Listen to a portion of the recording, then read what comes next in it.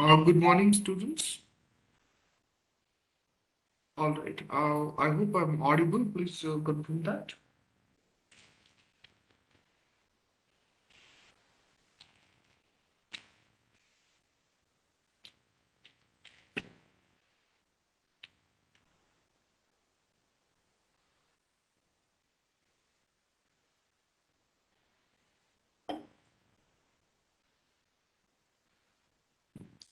Happy Sunday. First of all, thanks to all that even you have come today on Sunday. Okay, so before I just go with that, I want to ask that all of you are comfortable with section 139 and the section 140. All right, in detail, section 139 was about appointment, first auditor, subsequent auditor, CAG. Actually, there is nothing much more, but the point is the timing is very important. Within what time first auditor should be appointed and within what time the subsequent auditor should be appointed. So this section 139 is all about the game of timing. And that's why I gave you a few charts to memorize that. Section 140, it is about the resignation and removal. All right. So as far as this resignation and removal is concerned, did I discuss in detail or it is pending? Look, in the resignation, I told you that auditor doesn't require any acceptance from the board, but he needs to give the statement. He needs to give the statement to company to ROC. But if it is a government company, then along with company and ROC, auditor will give the resignation statement to CAG as well, and he also needs to provide the reason for that and why he opted out. Removal, as I told you, first of all, board resolution within 30 days you have to pass. You have to file INC 22 to the central government to take the permission of that. And once the permission is taken, within next 30 days, you have to pass special resolution in general meeting and you have to remove it. So I think this much we have completed, right? Now we are going for section 141. How about section 141? Okay, section 141. What do you mean by section 141? So that deals with, right on here, the qualification and disqualification of auditor. Disqualification of auditor. All right. Qualification and disqualification of auditor.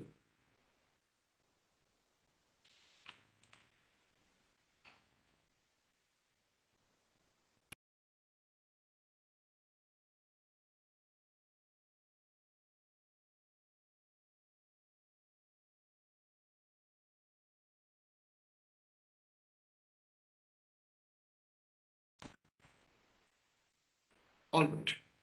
So let's take the questions one by one. So section 141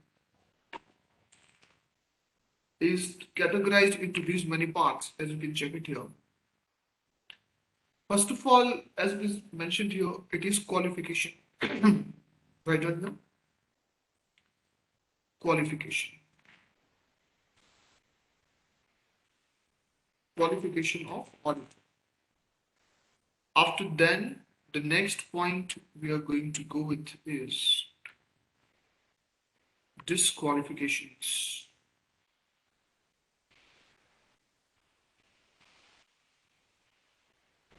Disqualifications.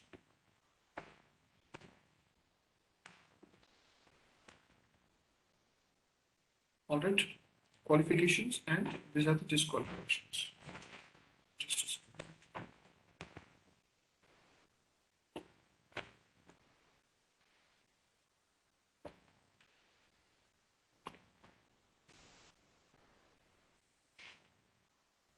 Qualifications and disqualifications.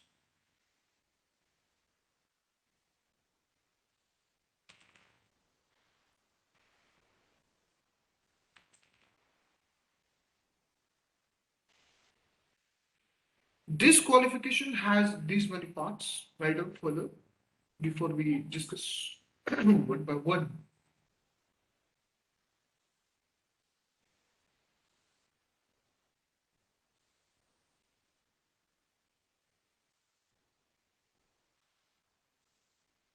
First of all,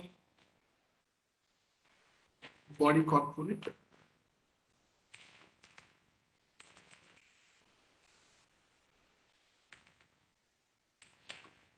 body corporate. After then, hold on, just body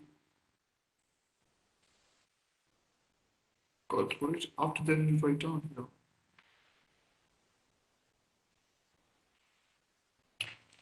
officer or employee.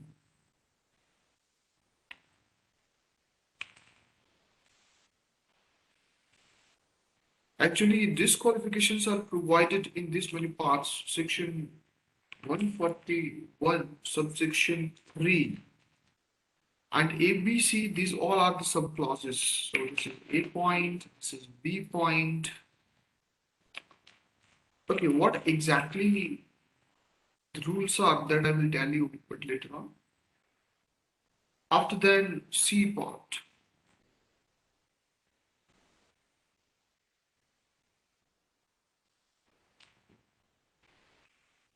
partner of employee, that is the C. And after then, D point. Actually, D point is categorized into many parts. So D part has much more classifications. Person or his relative or partner. So this is B. But as I told you guys, the D part has a lot of other subpoints. I want all of you to just have these three different subpoints of D.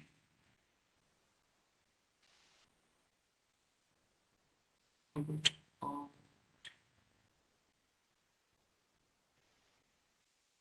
First is about security. What are the rules about the security that I will tell you later on? After that, writing indefiniteness. Indefiniteness. After that, the third is guarantee or security.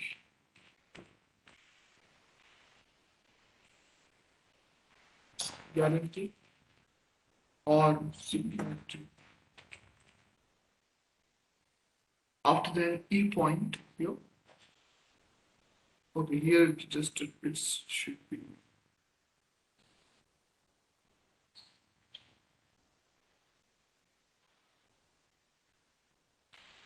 Okay.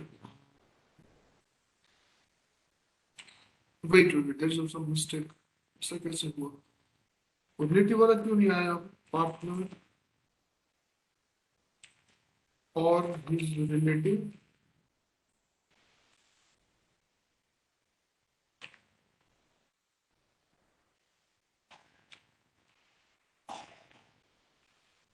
Relative or his. Okay.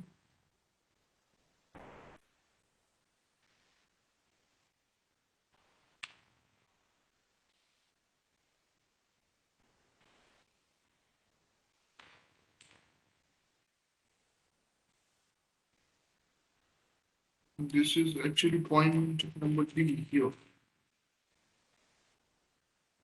After that, relationship with company. Then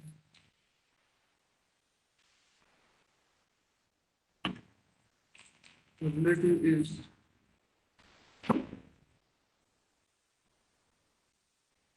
a director, employee, or KMP. I think also know what is KMP is, right? KMP stands for Key Managerial Personnel.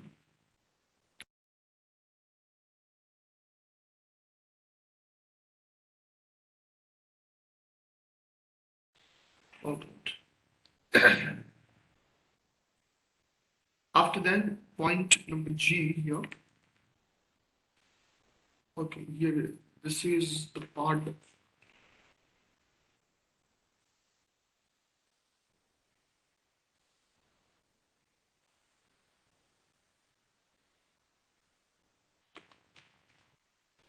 Yeah. And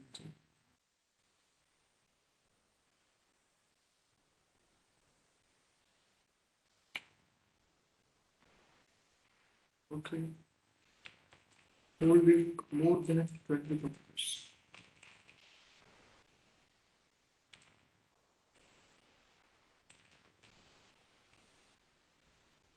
Holding more than 20 companies. After then, write down, and this is point number 3. The last disqualification is about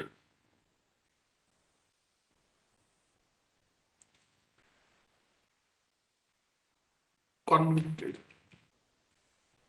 by con. H.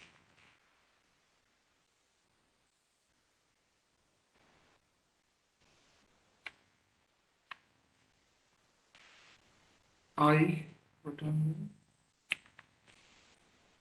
Renders services under section 144.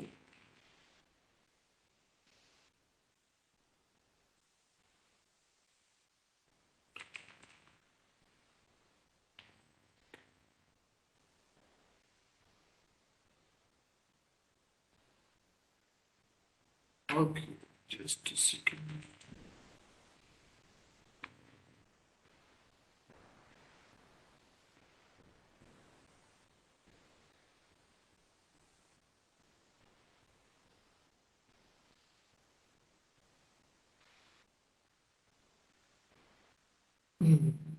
Now this would be okay.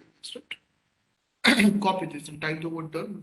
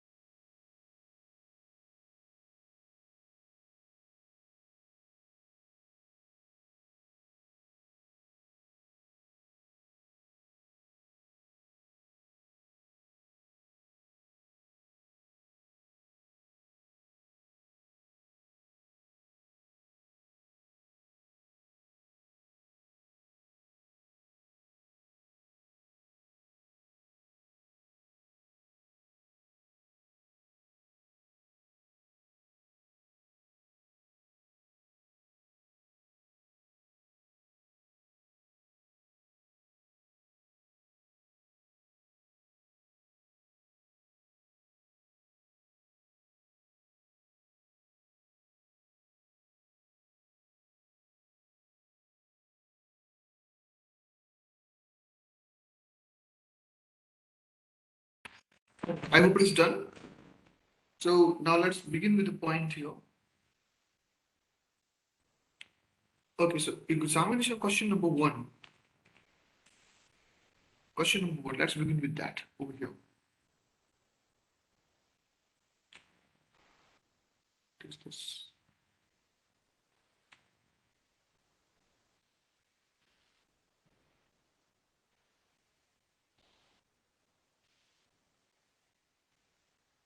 Okay, question number one. Suppose there is a company called Sriram Limited who approaches to a group of chartered accountants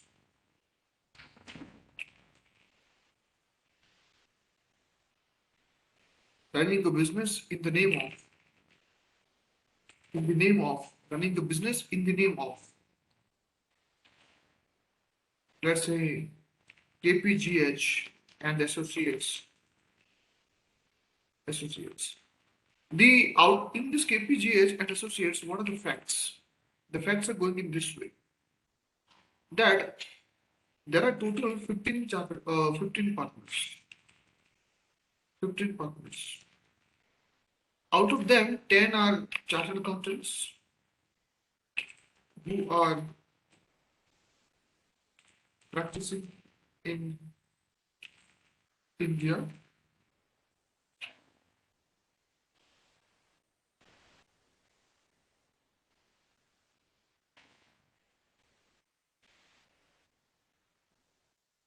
Practicing in India. Two are company secretaries practicing in USA, and three are chartered accountants practicing in UK. Is this firm eligible to be appointed as an auditor? Okay. So this is the question, guys. Here the bifurcation is very important. Understand, this is one of the toughest questions I have asked you. So far, this kind of questions are not there in exam, but we have to be ready with all the contents of the law because nowadays we cannot take a risk. Okay. So here, how to go with that? How to go with this? So this question is about eligibility. The first point that what is the qualification of chartered accountant? So what law says, I want to draw your attention towards this, please pay attention here. Law is trying to say that a person shall be eligible for the appointment as an auditor of a company only if he is a chartered accountant. So if I talk about the individual must have to be what? If I speak about here individual, all right, individual here, individual, he must have to be CA, chartered accountant. Chartered accountant. Other than chartered accountant, no one else can be auditor in the company. Now, what if it is a firm? Here we have talked about, I spoke about individual. But what about the firm now? What about the firm? In the firm, there are a few conditions. Now look at this. It is written that provided that a firm thereof majority of the partners practicing in India are qualified. Okay, what is the qualification? Chartered accountants. In practice, they should have the certificate of practice.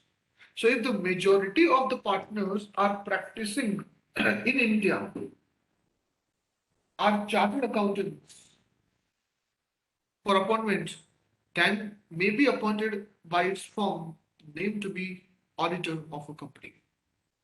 Named to be auditor of a company. So guys, what law says that out of total number of members, majority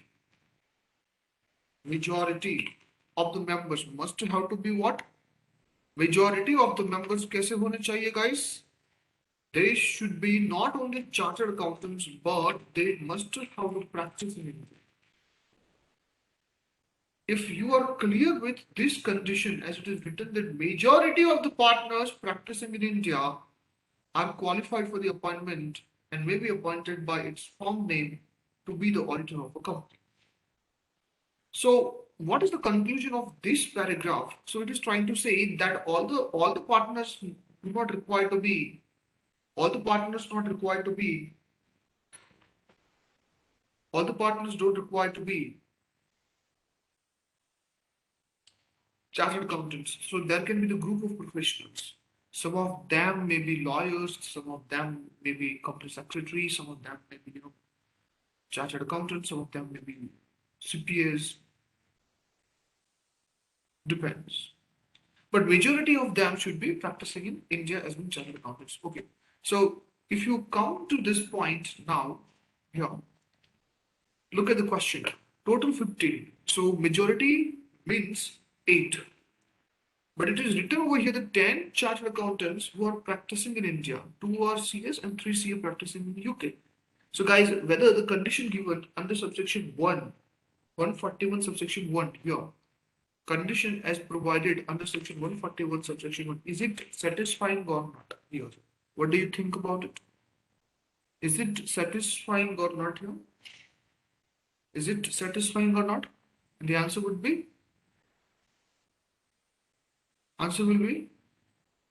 hello? In this question, is it satisfying or not? Obviously, yes. And that's why, guys, answer to this question is yes. The firm is eligible. Firm is eligible. Got it. So, students, I want all of you to just note it down. The firm is eligible. All right. Look, in my classroom, I want everyone to practice paragraph questions. Paragraph questions. So this is the paragraph. What kind of questions we may expect there? What kind of questions we can expect there for your exam? Okay.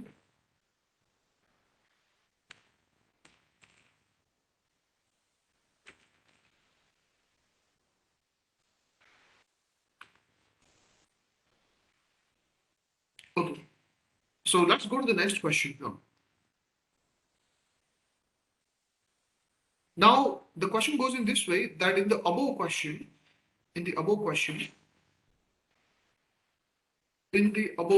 so that is the modification in the question. Right. In the above question, what will be your answer in the balance sheet of Sriram Limited is signed by CS, who is practicing in US. So this is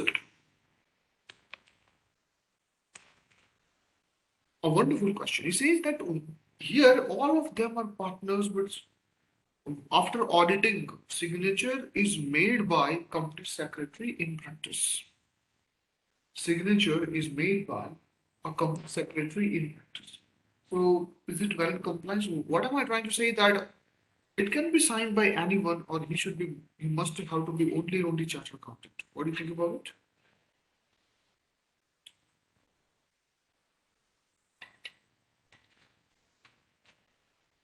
So technically, who should sign this?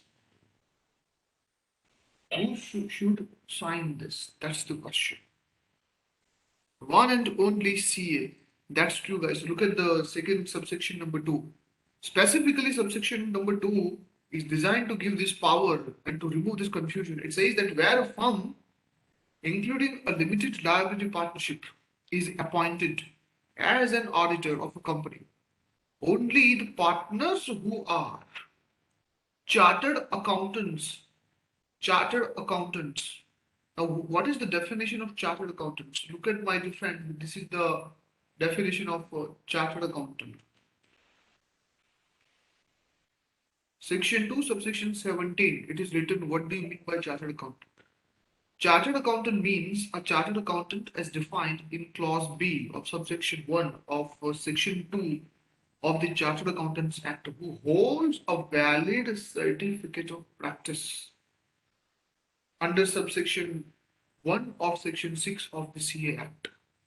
So guys, here chartered accountant means, look, many students have this doubt that sir, CA means can the CA in job can sign the balance sheet of the company?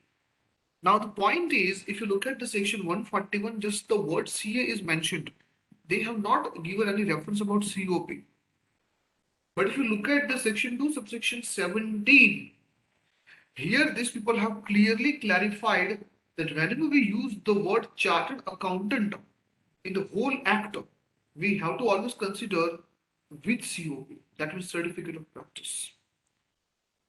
Is the point clear to all of you? We have to always consider with COP and not without COP. Her bar with COP ही हमें consider करना है.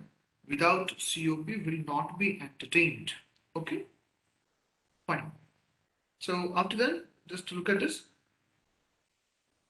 That means, guys, shall be authorized to act and sign on behalf of the firm. So, guys, audit will be conducted by only chartered accountant holding the practice, and only he has the authority to sign this. No one else can do that. So, guys, here the answer would be this is invalid.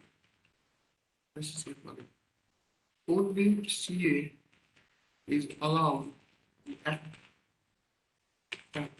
and sign. All right. Copy this, then I will go to the next question.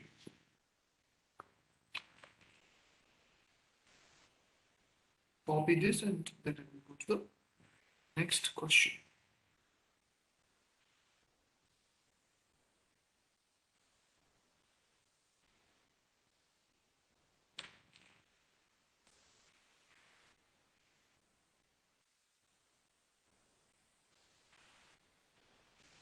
Done. Very good, Ishika. If it is done, then I would like to go to the next question. Come on. Next question. Okay. So let's go to the next question now.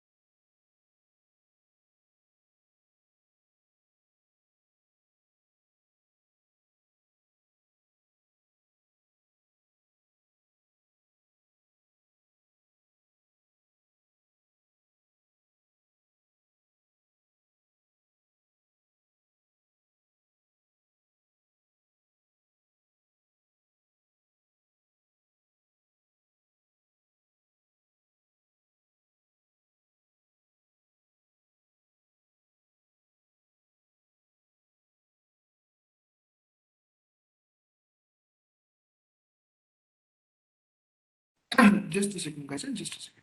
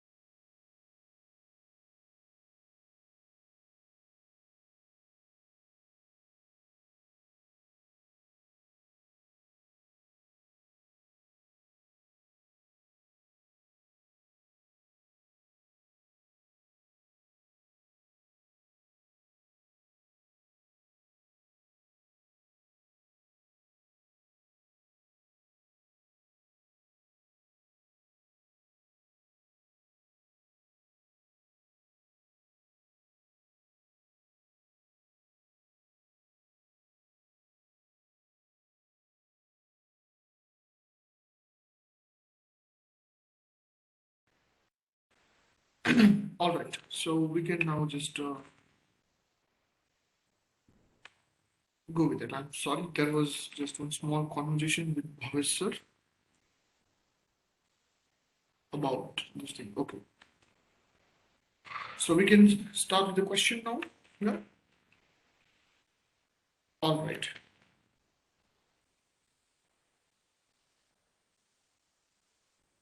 So all of you know here that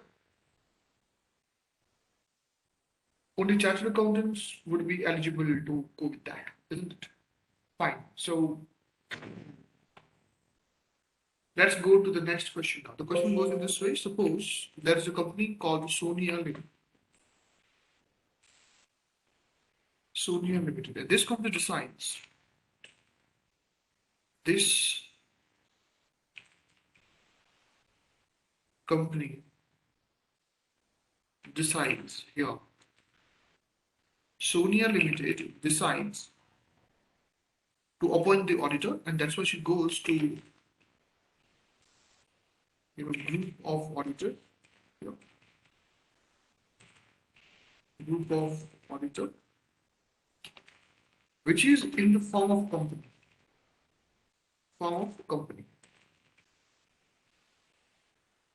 So what happened? There are a lot of chartered accountants. They just joined hands together, and they created a company. It was, let's say, private limited company. Name is, let's say, Smart Vision Auditing Consulting. Smart Vision Auditing Consulting in private limited. And there were total 15 members who are chartered accountants in practice. So Sonia Limited wants to appoint the Smart Vision Auditing Consulting Private Limited as an auditor. So is this appointment valid or not? And this company accepted it as well. So fundamentally, if you look at this question, the main analysis is, can any company be appointed as auditor or not? Can any company be appointed as auditor or not? ये simple सी question है, ठीक है? क्या भाई कोई company auditor बन सकती है? Alright? So if you look at over here, the subsection 3. Now, from here, if you focus, real disqualifications are starting. It says that the following person shall not be eligible for the appointment as an auditor. And if you look at over here, subsection 3 clause 8, it is written that a body corporate other than LLP registered under the LLP Act is not eligible. Okay, can I say company is a body corporate? Company is a body corporate, isn't it? Hello? Company is a body corporate. And if it is a body corporate, then it is qualified or disqualified according to this subsection. A body corporate other than, what do you think about it? Batao, it is disqualified. So answer to this question would be, the company will be disqualified. Reason क्या रहेगा? Company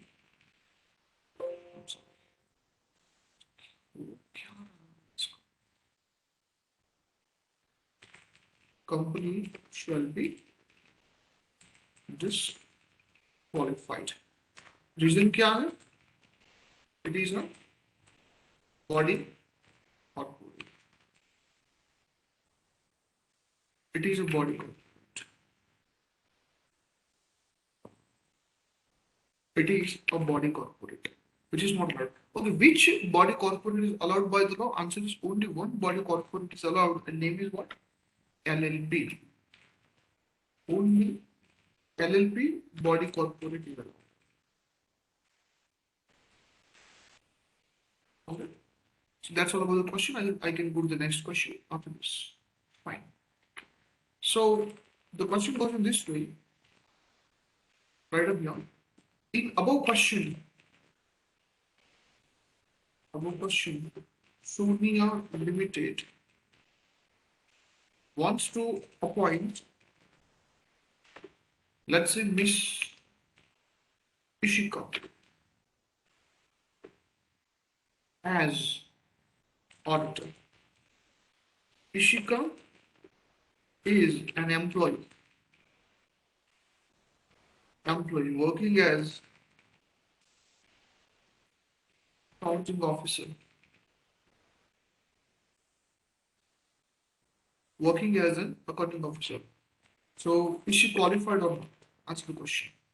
Okay. Is this appointment valid or not? What do you think about it? Is the appointment valid or not? Qualified or disqualified? Qualified or disqualified? Come on, I don't want to waste much of my time here. Look, it is clearly written in the clause B, any officer or an employee of the company, even if he is a chartered accountant, even if he is holding the certificate of practice, will be disqualified. Alright? So, again, guys, the answer will be auditor is disqualified. So, the company shall be disqualified, negative. Auditor shall be disqualified here. Reason क्या है? No employees and officer is allowed to go with that. All right. Let's go to the another question. The question goes in this way. In above question, what if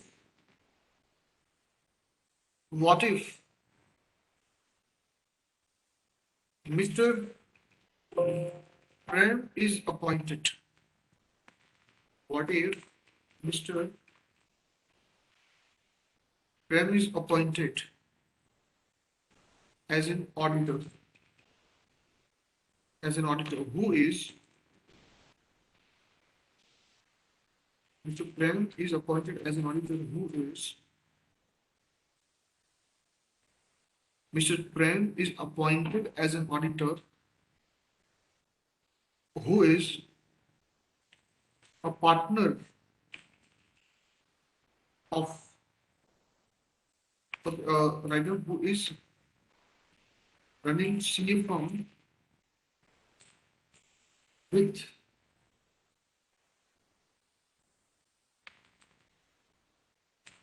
under partnership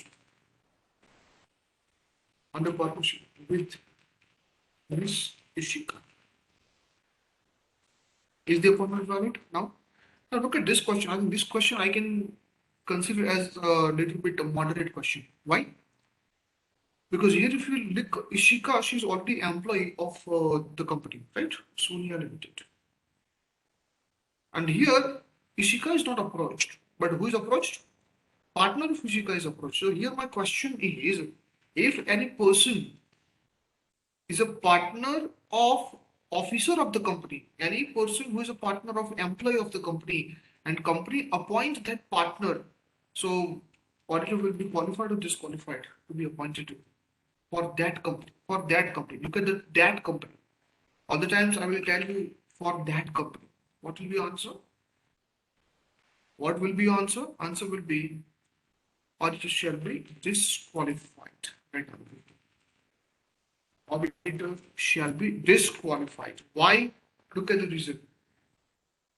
It is clearly written over here under subsection C. A person who is a partner or who is in the employment of an officer or employee of the company.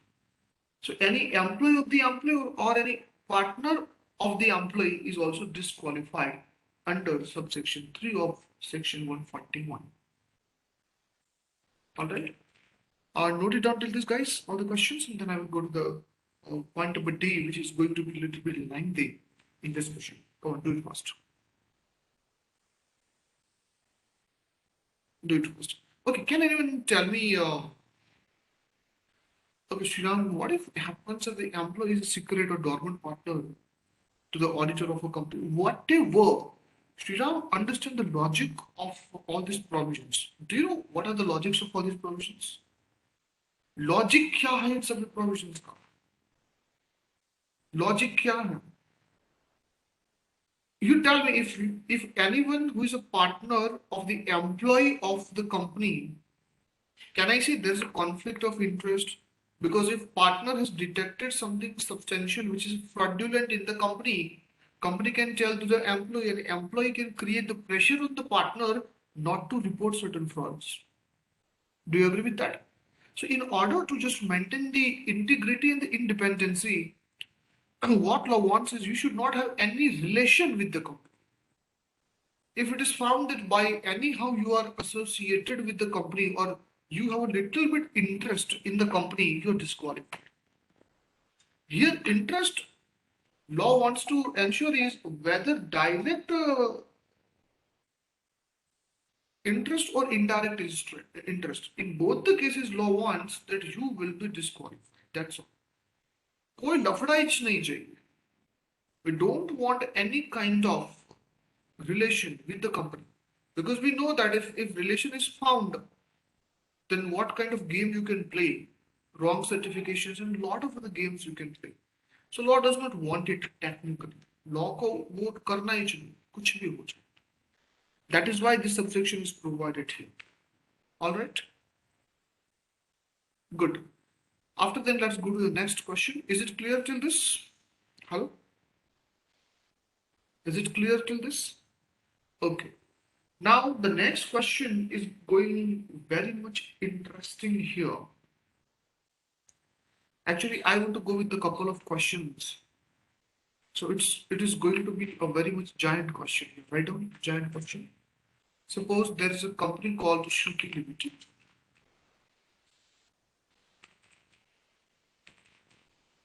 All right.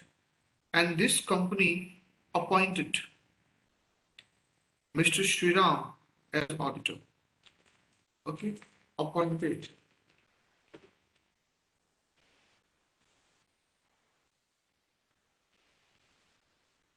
Appointed Mr. Sriram as an auditor.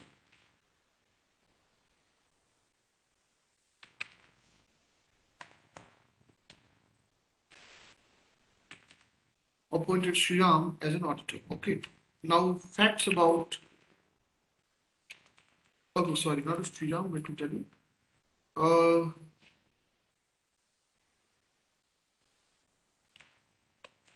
Sriram and Associates, a partnership firm as an auditor. Now, following the facts. Now, what are the facts about the firm is? Let's go about the facts. These all are the facts. Okay. Wife of Sriram. Wife of Sriram is holding. Wife of Sriram is holding 60,000 rupees face valued shares in the company. So, is the appointment valid or not? That is the first question. Let me now go to another question. Okay, what will be your answer in above question? Above question, what will be your answer if? What will be your answer if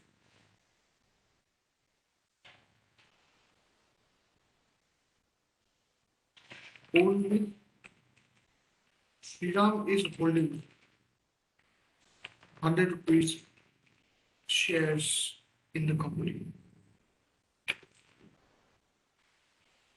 Wife is not holding anything, but he himself is holding only 100 rupees shares. So what will be your answer? Another question. Another question.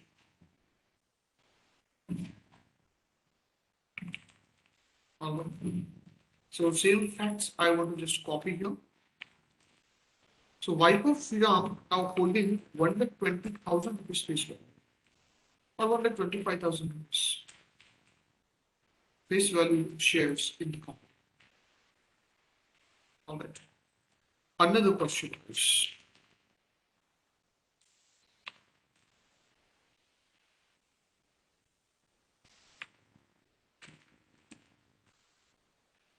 what will be your answer if only Prem, a partner with Sriram, is holding 100 rupees shares in the company? And guys, last question I want to put it over here. Look, what my plan is, I want to give all the variations of the question. One provision, kitne kitne questions are सकते. So ultimately, we are going to solve the questions only, right? Right, Anubhav? What will be your answer if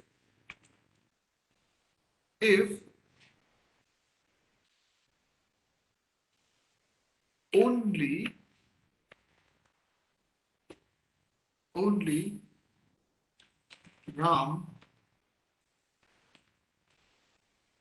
a brother of Prem,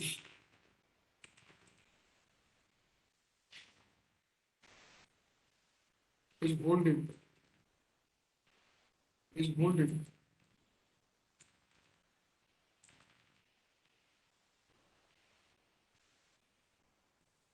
2 lakh rupees shares in the company? Because all these questions are power back questions. Okay, so let's analyze all the questions and then we'll start discussion of each and every question here. Come on. Note it down all the questions and then I will start discussion. Come on, do it first.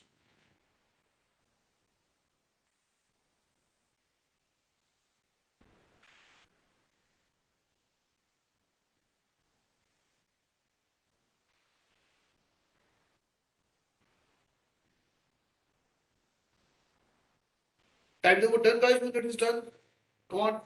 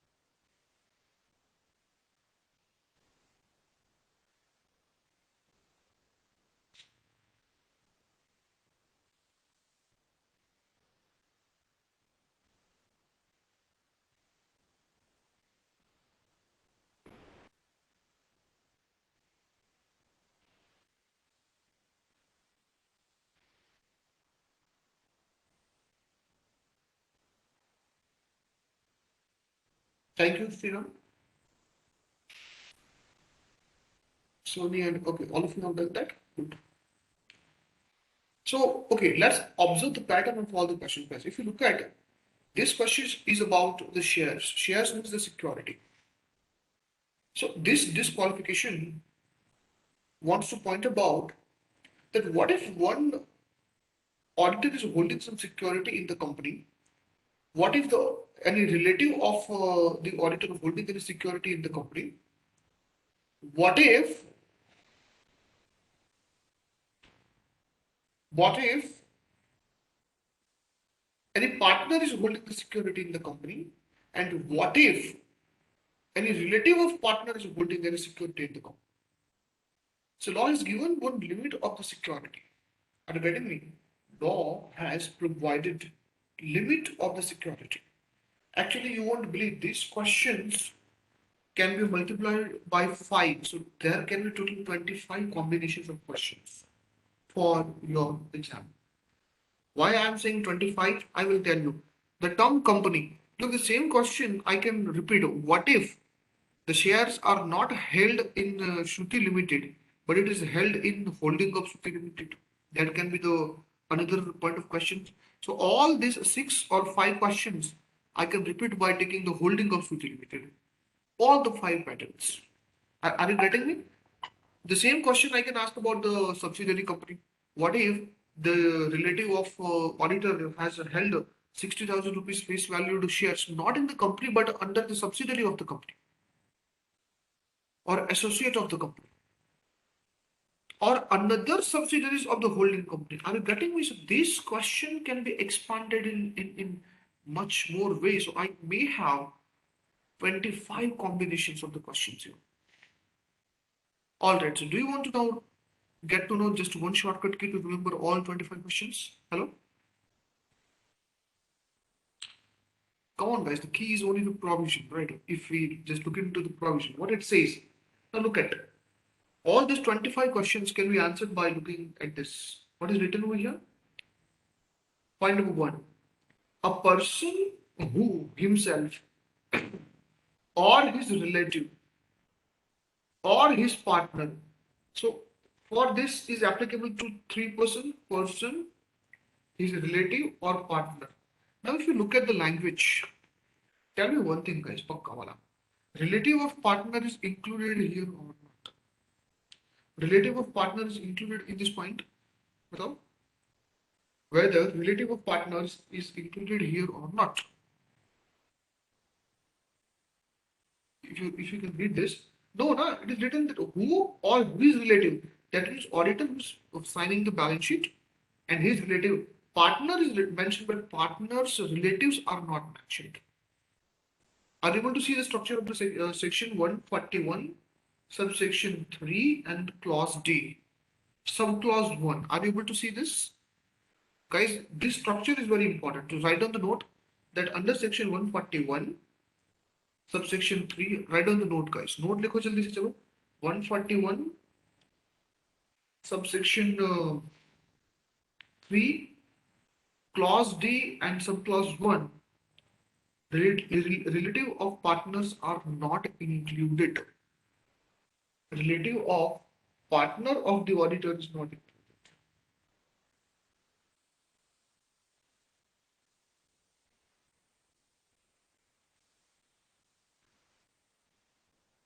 Okay. All right. So what is written that if either person or his relative or partner is holding any security, security stands for what? Security can be debentures, security can be shares. All right. Any security or any interest in the company or its subsidiary or its holding or its associate or a subsidiary of such holding company, then auditor will be disqualified. Auditor will be disqualified. All right. Okay, let me give you the diagram for this. How many people are considered? Let me tell you. First of all, it is company itself. After that, holding of company. ये diagram है ना मत भूलना. लिखो तो holding of the company,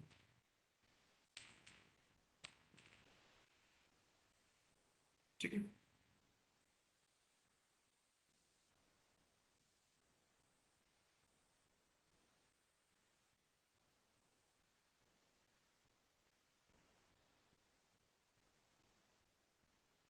audit, subsidiary of the company.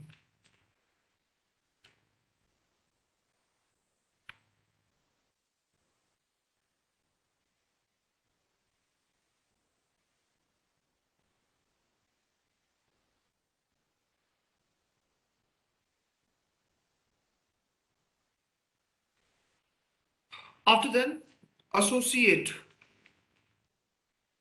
associate of the company. Associate would come here. Associate company. ठीक है.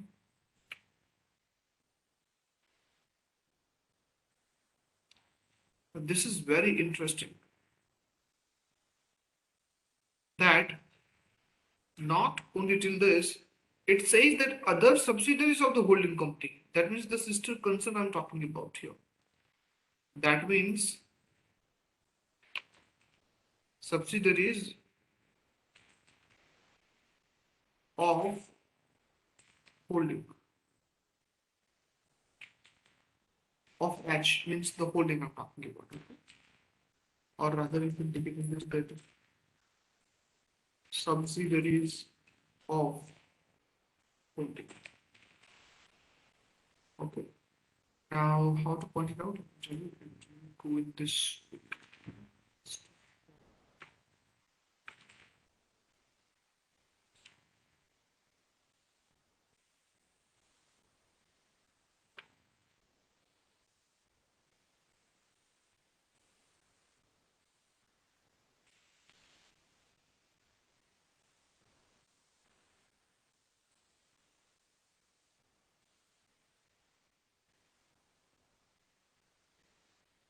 Okay.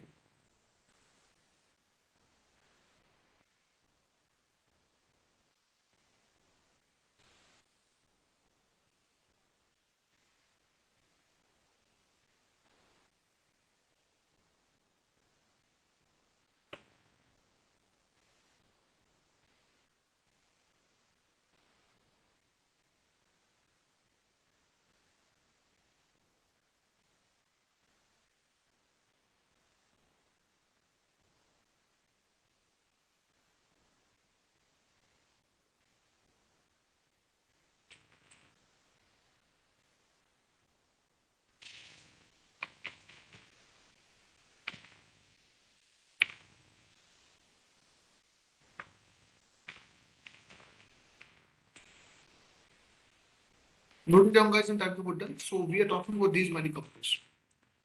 So either company itself, or its associate, or its holding or subsidiary. So the restriction is just not only in the company. It is to all the other related companies, whether holding, whether subsidiaries, whether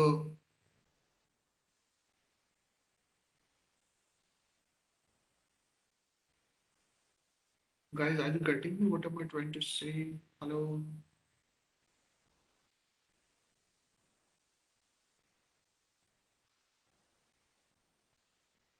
hello. ठीक है. चलो अब हम question को पढ़ते हैं. So guys, one thing is crystal clear that if partner, okay, I want all of you to just draw your attention towards this. If any person, that is auditor himself, his partner or his relative, if any security, that means if even 1 rupee security is accepted by the auditor, he will become disqualified. Even if it is for just 1 rupee,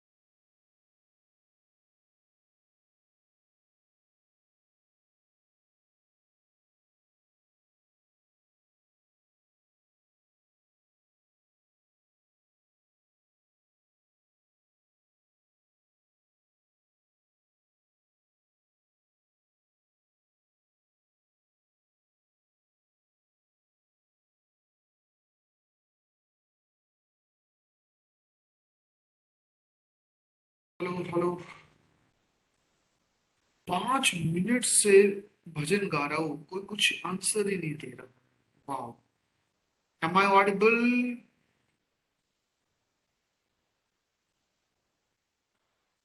अरे बाप रे, पूरा खेल बिगाड़ दिया। चलो फिर से करते हैं।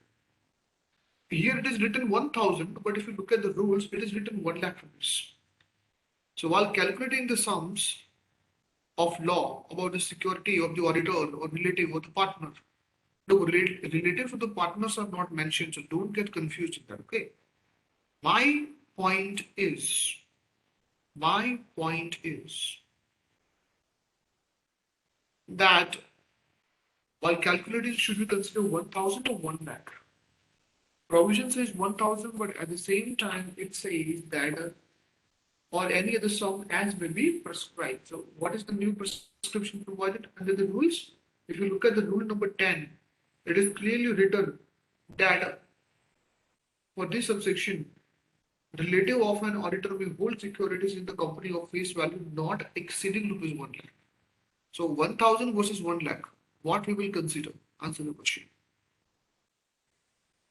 1000 versus 1 lakh, what we will consider? 1 lakh or 1000?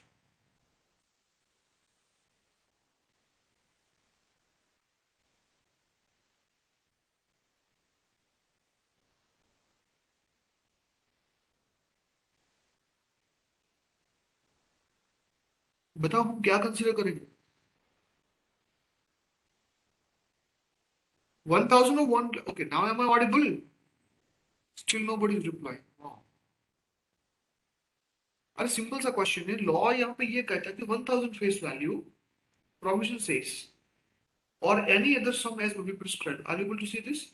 So anyone who is holding the face value not exceeding 1000 or any other sum.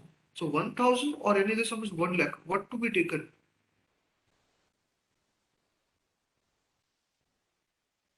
What to be taken?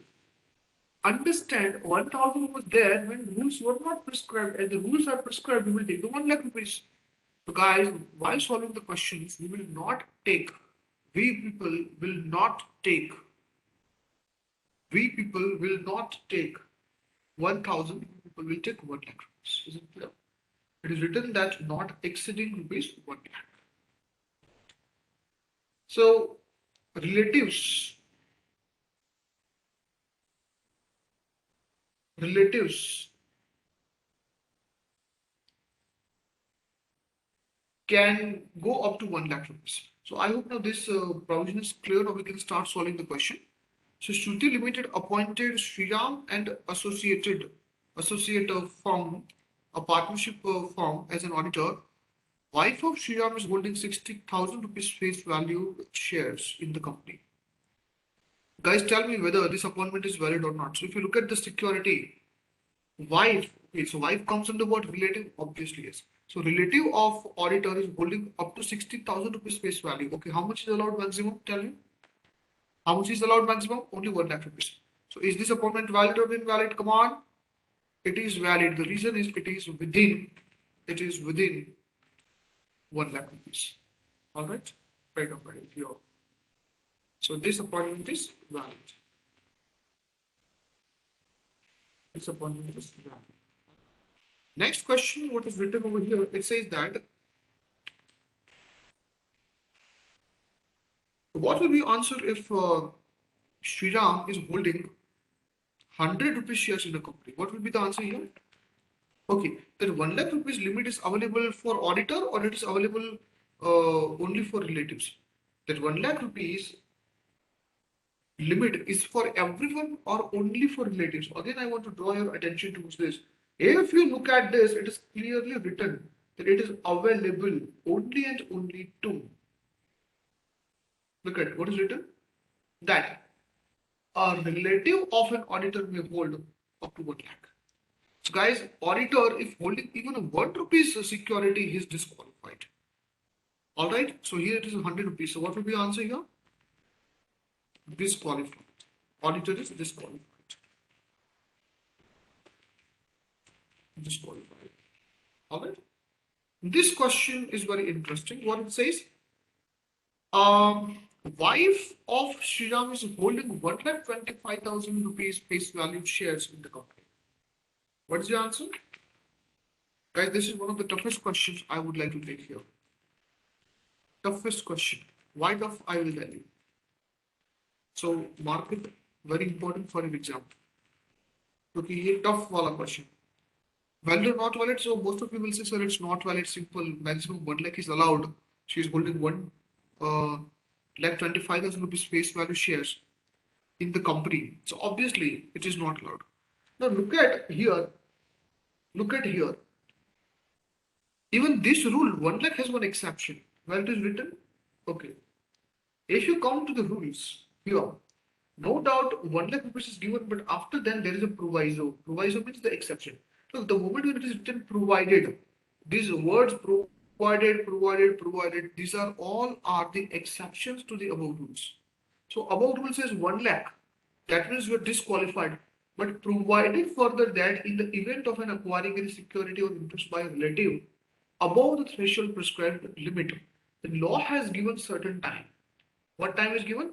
He says that the corrective actions to maintain the limits specified above shall be taken by the auditor within 60 days of such acquisition of interest. So the moment when auditor comes to know, all right, the moment when this shares are going above 1 lakh rupees at any point of time, auditor who is already appointed suddenly comes to know that one of his relatives is holding securities in the company, security in the company above 1 lakh, he has to convince that relative that please come down to less than 1 lakh face value. So this face value doesn't include premium. So if there's any question that 5 lakhs rupees are totally invested, 90,000 face value, 4 lakh 10,000 is premium, then is it valid or not? Then the answer would be yes, it would be valid. So premium will not be considered, only face value will be considered. So in this question, guys, it is the duty of the auditor. So what will be the answer, guys? Qualification, qualified if within 60 days of the acquisition limit is maintained below threshold. So if within 60 days of acquisition, if it is maintained below this, then there is no problem. Then you can continue. So this provision looks like easy, but guys, जब जाओगे ना तो पंगे पड़ जाएंगे, ठीक है? Next question. If Mr. Prem, a partner with Sriram is holding 100 rupees. Okay, tell me qualification or disqualification. Look, this exemption is given only to relative of the auditor who is signing the balance sheet. That means if partner or auditor himself is holding even a single rupee security, he will be disqualified. So here, guys, again the answer would be right down disqualified. This question. What will be your answer if Mr. Ram, a brother of Prem, is holding 2 lakh rupees face value shares in the company? What's your answer here? Brother, that means relative of partner I'm talking about. Qualified or disqualified now? Qualified or disqualified? Answer would be right down. He will be qualified. He will be considered as qualified. So this is all about almost all the questions, but understand this is just not about the company as I have given this chart. If the same shares are held in the holding company or subsidiary or associate or something like this, still qualification, disqualification would apply. Now, one of the questions is, sir, this 1 lakh rupees value, should it be considered on individual basis or collective basis? So trust me, guys, this is not mentioned in the act. So it is written the or relative. So logically speaking, guys, it should be individual basis, and certain experts are taking in the collective basis as well, as it is not provided and clarified yet as the word or relative likha hai. So we will take on individual basis. Are you getting me? Do not get confused. We will go in the individual basis. All right. So is it clear to all of you? Hello?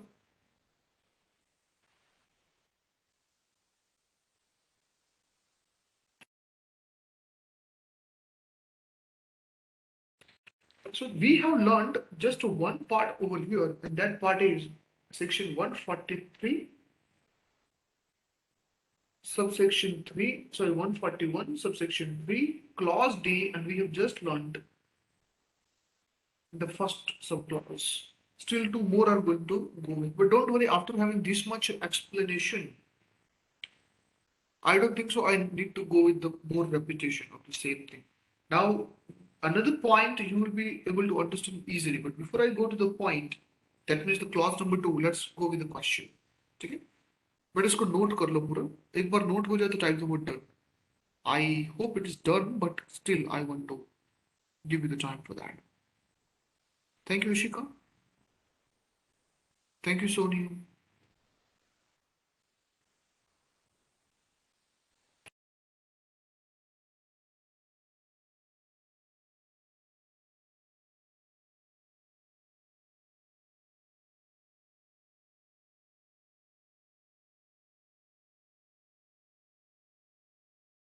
Do people receive the revised timetable for your ransom exam?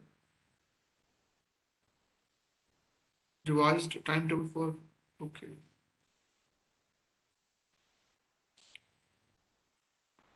Actually, you tell me frankly, offline versus that online classes, what do you prefer more? Like what you enjoyed coming to the campus was fun or sitting in the classroom, sorry, at home, looking at the boring screen, no any live touch. Yeah. I know many of you have joined the college just to enjoy the college life. Maybe the corona is ruining that. The point is, yeah, college days, by the way. अरे live class का मजा ही कुछ और था। Live class का मजा ही कुछ और था। ठीक है।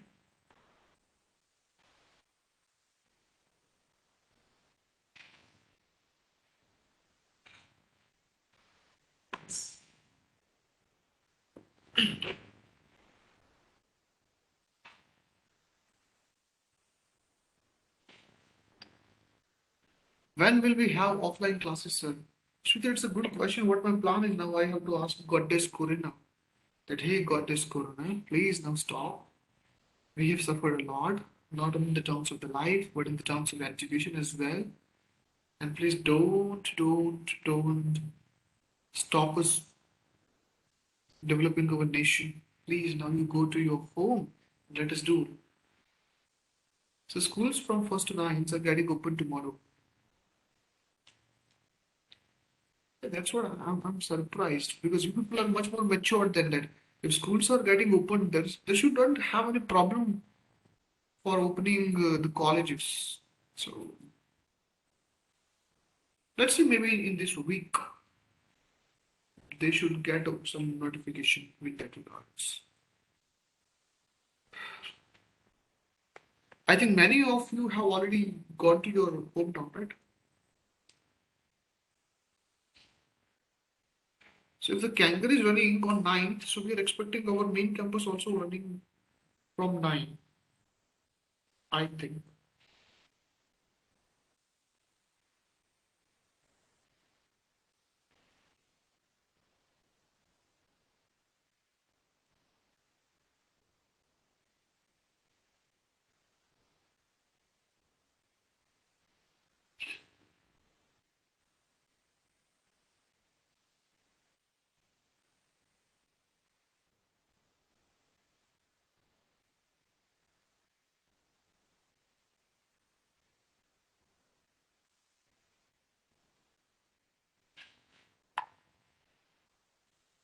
All right, so let's go to the next question now. Okay, these all the questions we have done about the security. Look, security means just not only shares. It also includes the debentures as well. Any kind of security we are talking about here. All right. After then, we are going for another point, and that is about right in the question now. The next question. Next question. And this question is about that's a company, that's a Shruti Limited. And this company has given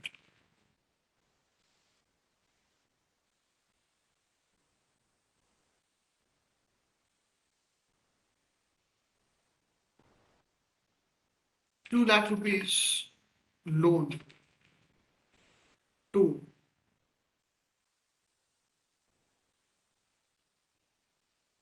wife of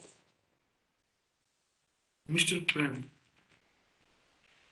Wife of Mr. Prem. Mr. Prem, he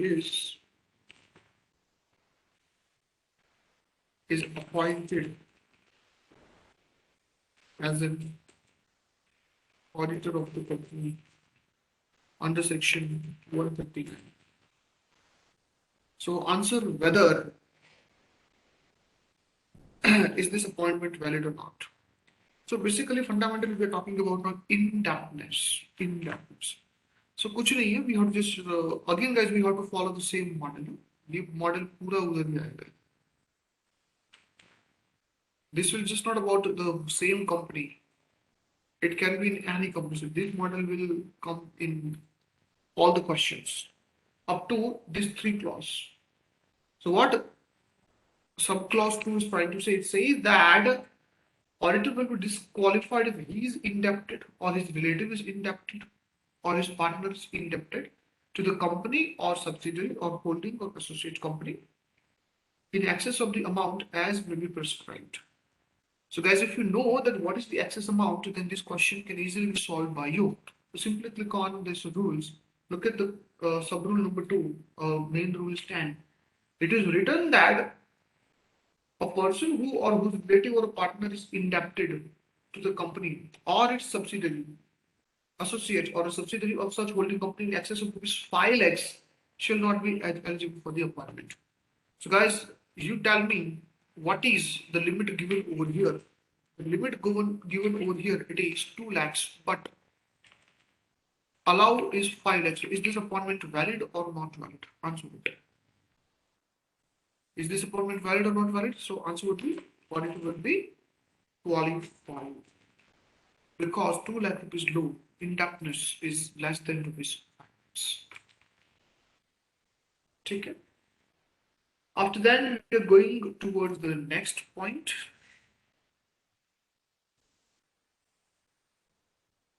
Next point. Is this question clear? Hello?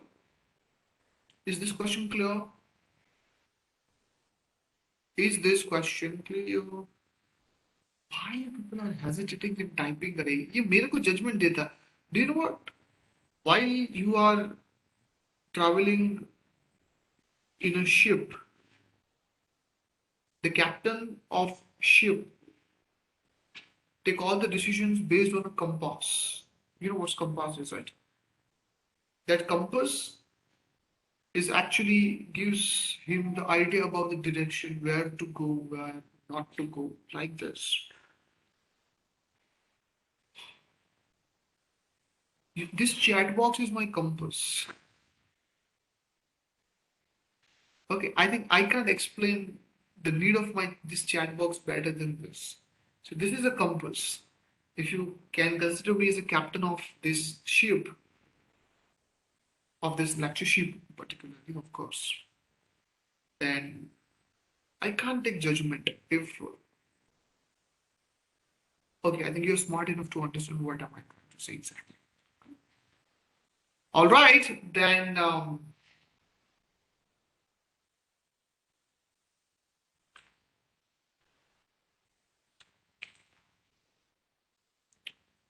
next question I want to go with that.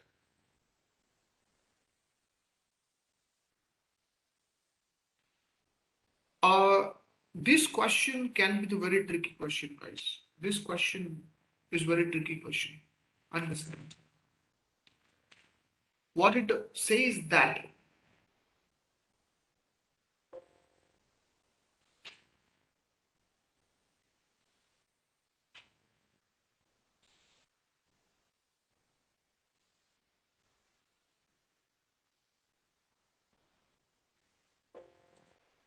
Govind is in the need of 2.5 lakhs rupees loan. He approached the bank but got rejected in want of security and guarantee.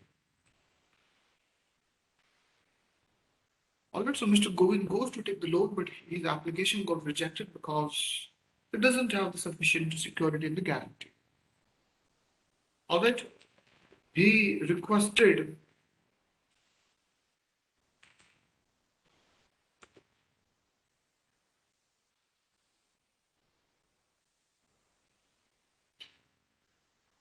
this.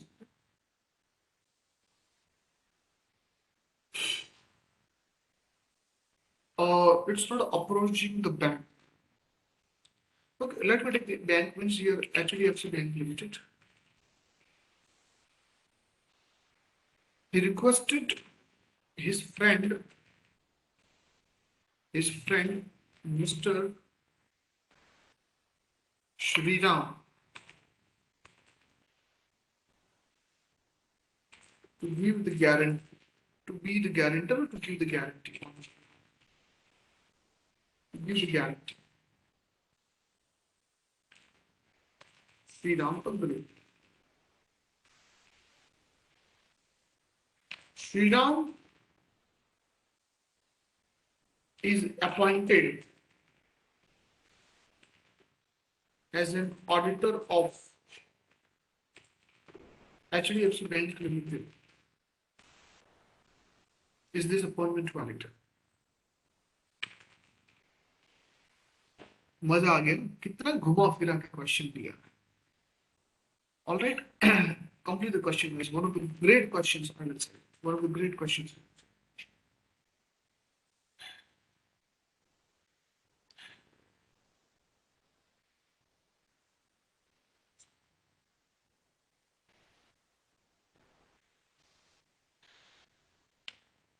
is the question clear so what is happening Govind has taken the loan from HDFC Bank Limited in which Sriram has given the guarantee to the bank which is a company as well so it's just not a bank at the same time it is a company as well don't forget that it is the same company in which Mr. Sriram is appointed as an auditor so here the question is whether this appointment is valid or not okay so next point what we are talking about it is the guarantee given by the auditor with respect to the loan taken by third party from the company. So basically speaking, there are three parties over here. The party number one is the third party. Third party. All right. Second party here is the company itself. Company itself.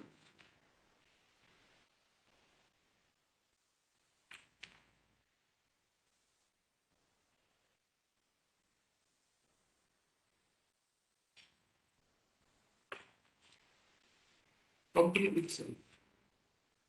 And third party in this example is the auditor himself, who has given the guarantee to the company. This diagram is important, otherwise you won't be able to understand. Auditor has given guarantee to the company, okay, guarantee on behalf of third party. So this is the entire model about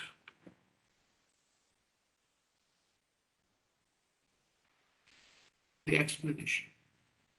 So how to go about this now? Is the appointment valid or not valid? So we have to look at guys that can auditor give the guarantee. Look, auditor himself is not taken a loan, but he helped others in taking the loan from the company.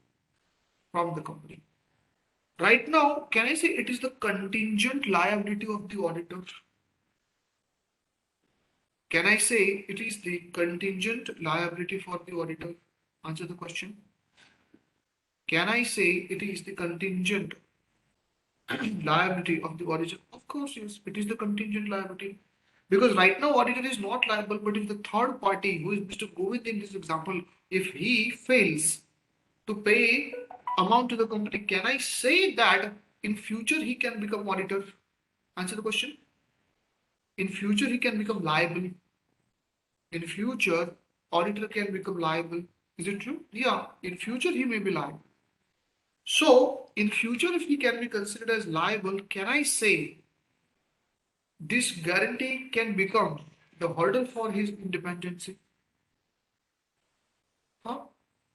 Can I say that in future, this guarantee can become the hurdle for his independency? That's why the law has provided that if I speak about the auditor, let me tell you what it says. It says that, third point, if company or his relative or partner is indebted to the company or its subsidiary or its holding or its associate company or subsidiary of such holding in excess of the amount as may be prescribed. Oh, no, no, not this part, I'm sorry. If auditor or his relative or partner has given a guarantee or provided any security in connection with the indebtedness of any third person to the company. The third party has created the debt towards the company, and these three persons, either of these three, have given the guarantee or the security. All right, for these many companies, to the extent excess of the amount as prescribed, guys, here the amount, if you look at the third point, it is written in excess of 1 lakh rupees. So the entire game is 151. One for security, five for loan, and one for guarantee. Are you getting my point? It is clearly written. Look, whose relative partner is given a guarantee or has provided security in excess of 1 lakh rupees, then he will be ineligible to be appointed as.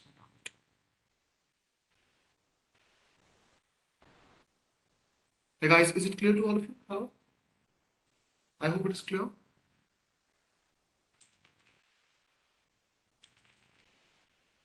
Okay. I hope it is clear to all. So this is what we have completed, just the D part. Just the D part, which was the main part among the entire thing. Entire. So guys, would you like to enjoy the lunch break right now or should I continue? Because अभी के बाद पूरा session मेरा है. थोड़ा break लेंगे. Do you want to get the lunch break right now or small break and then lunch break?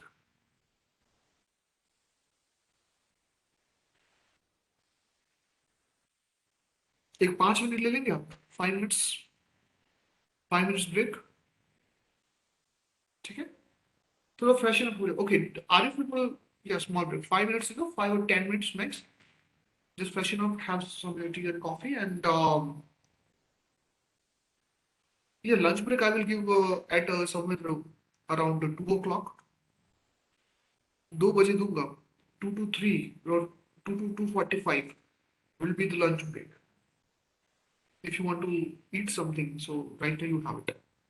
Because today's section is little bit what I guess is tricky.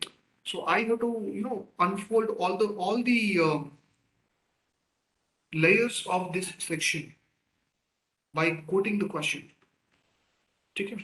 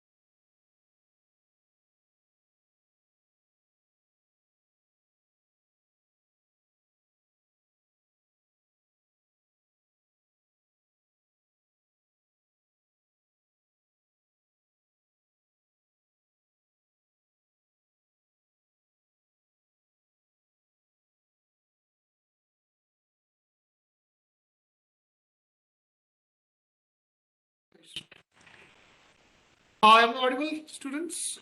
Please confirm.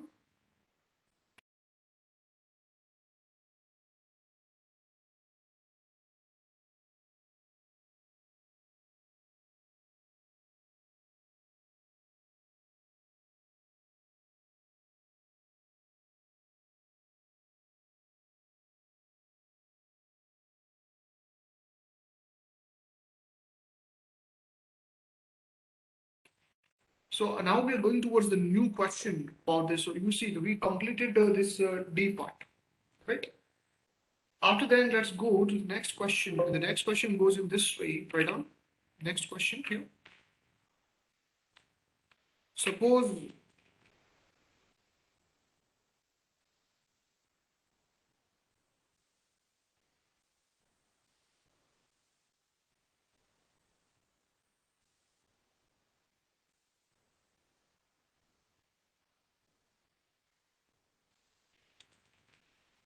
Ishika, an auditor of Miss Ishika, she is an auditor of Indigo Airlines Limited. Airlines Limited. Recently traveling from Bangalore to Mumbai in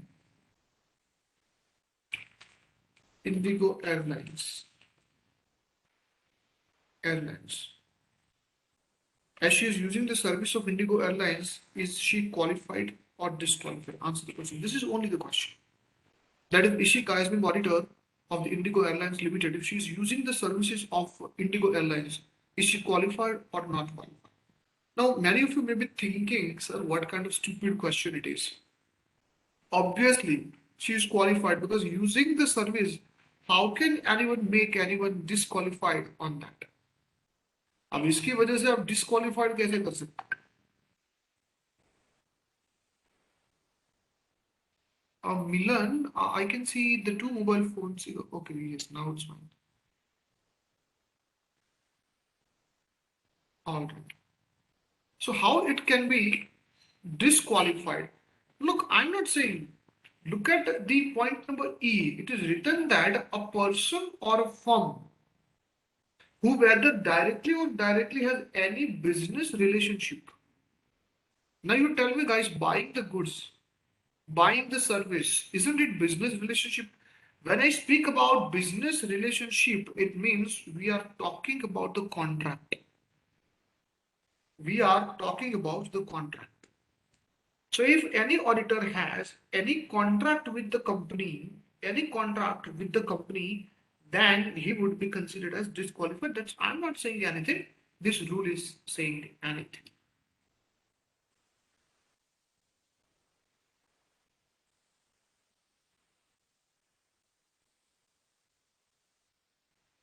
Got it?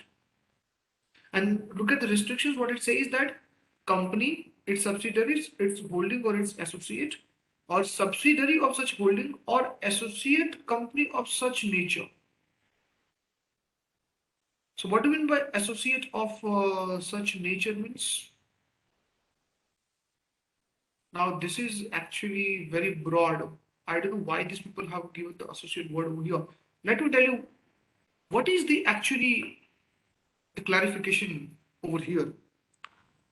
Business relation amount is not mentioned in the provision itself. So if you are making the 1 rupees transaction, you are disqualified according to clause number E.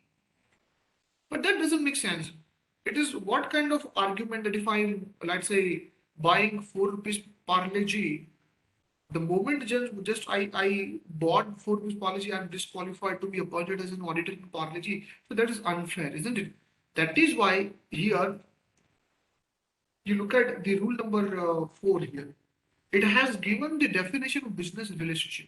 What it says, shall be construed as any transaction entered into for a commercial purpose. So guys, buying the goods, buying the services, is it for the commercial purpose or not? So obviously, yes, it is the commercial purpose. So this transaction what I'm narrating over here, it is for obviously it is for the commercial purpose. Obviously, it is for the commercial purpose. Just a second. So it is for commercial purpose. But don't you think that should have certain exceptions? Look at it is written that commerce, it doesn't include the following two transactions here. So these two will not be added in there. What those two are? Commercial transactions which are in the nature of professional services permitted to be rendered by an auditor or the audit firm under the Chartered Accountancy Act 1949. So here we are talking about the professional fees. I have done the audit and I have demanded my 2 lakh rupees fees, and the company is saying that, sir, it will not be available. If we will give you the fees, you are disqualified. So professional fees is a commercial transaction allowed in the law. So if I'm making that kind of remunerative work and I'm taking the money, that is allowed. This what is very important. Any commercial transactions which are in the ordinary course of business. Ordinary course of business means what? What do you mean by this ordinary course of business? Guys, the way I'm treating the other customers, the same way I'm treating you, even if you are the auditor, no any special discounts or special privileges are given to you. So can I say that it is ordinary course of business? I am treated just like the others. I am treated as just like the others. So ordinary course of business means I am treated just like the others, and read it further, and at the arm's length price. What do you mean by arm's length price? Again, the what the company is charging from others, the same is charged from you. Okay, like sale of products or the services of the auditor or as a customer in the ordinary course of business, then by the companies engaged in the telecommunication, airlines, hospitals, hotels, and such other similar businesses. So ultimately, what this paragraph is trying to say, guys, if I take about any company, if this company is giving you the services or the goods just like the other customer, like the other customer, at the same price as it is charging from the others, okay, same charges, just like from the others, no any discrimination or differentiation is made between you and the other customer, then guys, these transactions are allowed and you are not disqualified. Okay, is the logic clear? So you look at over here, the Ishika, she's flying in Indigo Airlines, even if she's the auditor of that. But what if she has paid the equal amount of fare what other customers are paying and no special treatment and the privileges given to auditor of the company? Can I say, guys, here auditor is qualified or is it disqualified? What do you think about it? Qualified or disqualified? Answer the question. Come on, quick. Students, qualified or disqualified here?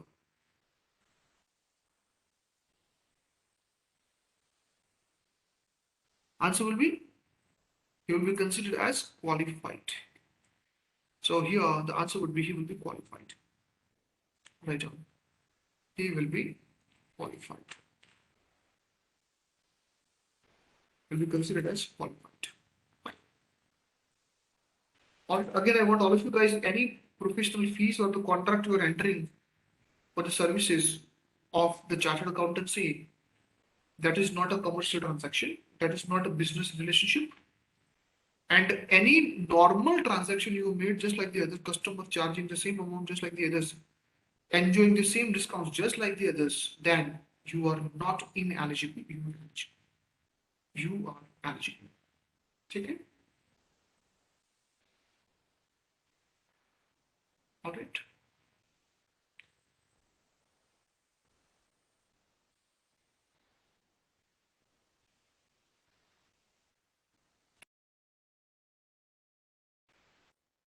Once you read it and complete this part, E wala point. Again, I'm reading as a person or firm who whether directly or indirectly has a business relationship, but two transactions will not be added. Professional services and the other one is, of course, arm length price and just like treating in the ordinary course of business. This will be applicable to companies, subsidiaries, holding, associate companies, subsidiary, or associate company of such nature as may be prescribed. So guys, it also says that other associate company can also be added. Other associate company can also be added if government wants. So can government put the rules like associate company of subsidiary, associate company of holding company? It can also be added in future if the government wants. All right. Uh, Next question. Let's go quickly here. There's a company called Sonia Limited, and this company has appointed Mr. Milan as the auditor. So Mr. Milan is an auditor of the company. All right.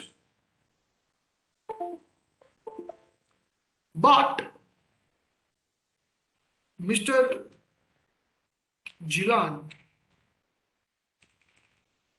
a brother of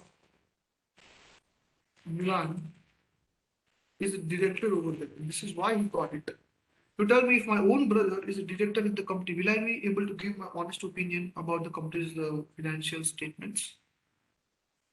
No, not at all. Like that's why, guys, if you look, this part is very small. I don't want to go in that.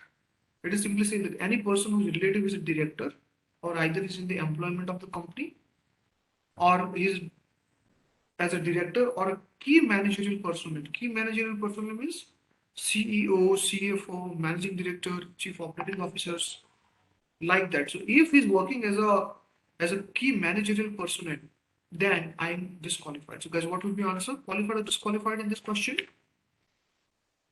Answer would be I will be disqualified for this question. Okay.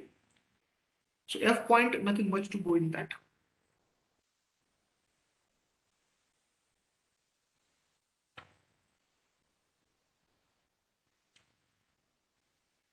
All right.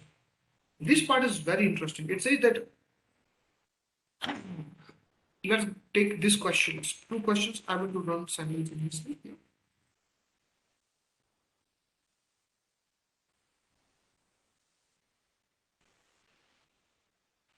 There is a company called again the same question, Sonia Limited.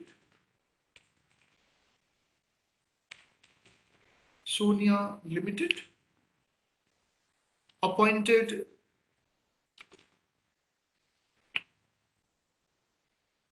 Miss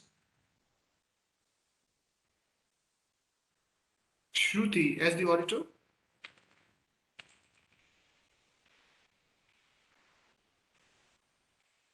Shruti as an auditor. Sonia Limited appointed Miss Shruti as an auditor of the company. All right. And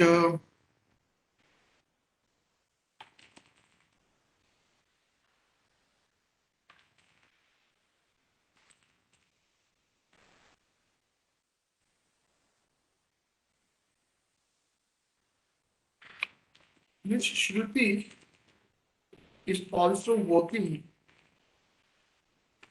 as a full-time lecturer in the university. Okay, lecturer name. She is working as okay, as an employee. As an employee. So question here is she allowed to, she is holding the certificate of practice, but full time she is dedicating to one university as an employee of the company. So disqualified or qualified. So answer would be what? Look, answer is written in the G point. It is written any person who is in the full time employment elsewhere.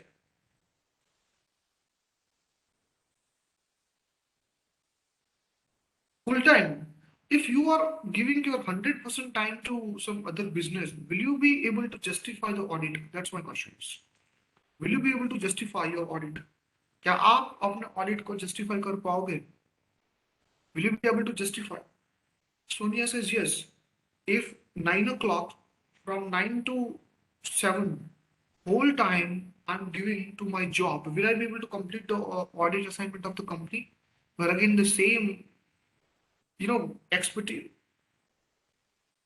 If you go to company's office after 7 o'clock, where almost all the employees have already left, how will you be able to get the documentations and all that? So, guys, if you're already full-time engaged somewhere under the employment, you will not be able to get the time, and that's why you are not allowed. So, answer to this question will be disqualified. This question is very interesting. Okay, write down here. There is a company, and the company's name is let's say Prem Limited. Prem Limited, and this company has appointed, suppose,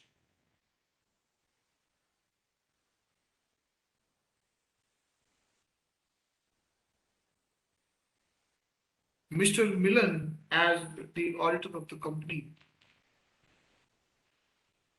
as an auditor who has already the auditorship in auditorship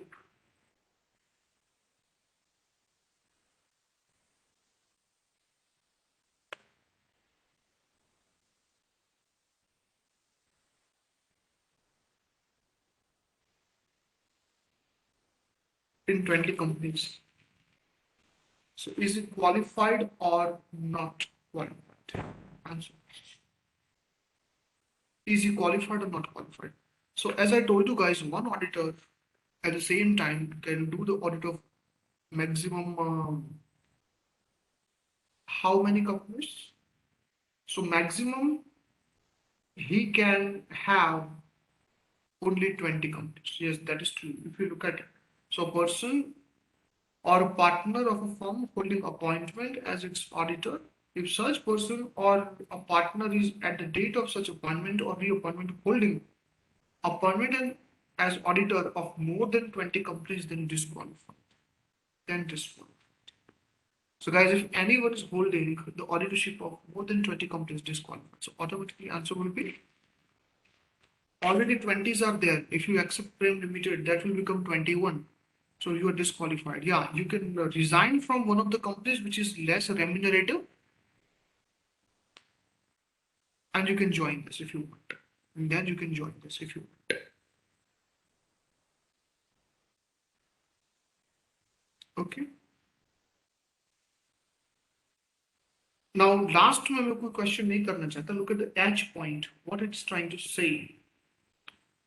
It says that a person who has been convicted by a court. Guys, what is conviction? Already I explained in the Contract Act. What is conviction? Conviction means already declared as guilty. Write down the meaning of word convicted. Convicted is equal to declared as guilty by the court. Look, convicted, declared as guilty by the court. Declared as guilty by the court. Just blames are there, allegations are there, but nothing is proved yet. Are you convicted? No, you are just accused. Okay? If allegations are made but not proved yet, then not a convict, but he's considered not convicted. He's considered as not convicted, but not convicted, but he's considered as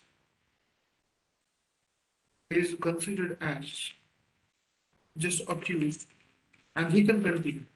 So only blames, but nothing is proved. He can continue as auditor. But if he's convicted under what charges? Let me tell you. Under the fraud,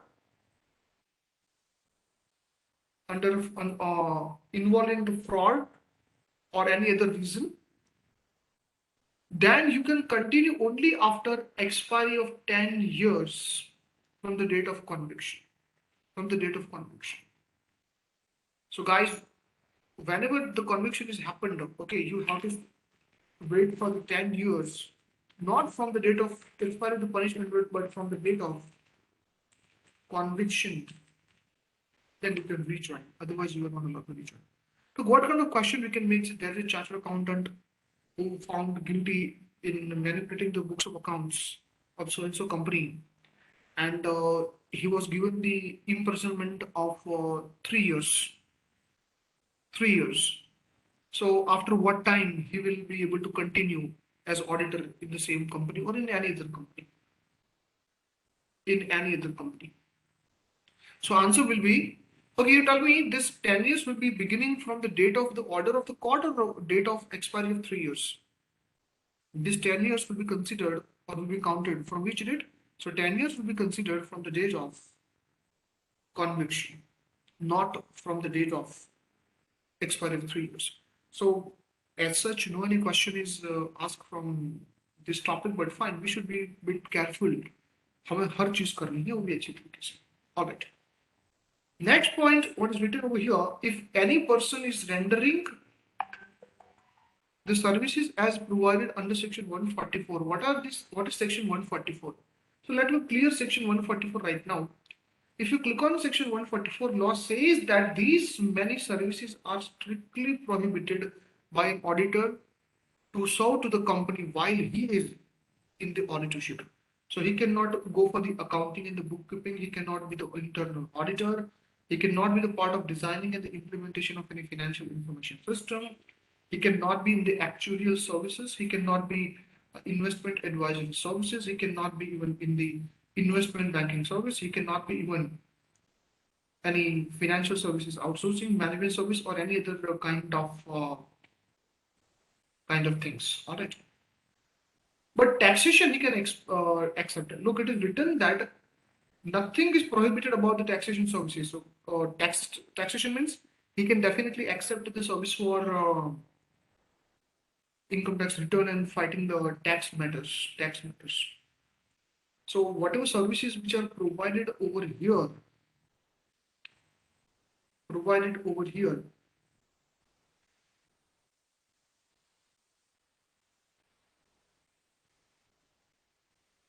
he is strictly prohibited to do that. So that's quite common. That's quite common to understand. All right. Okay. Now this point is due to attraction of disqualification.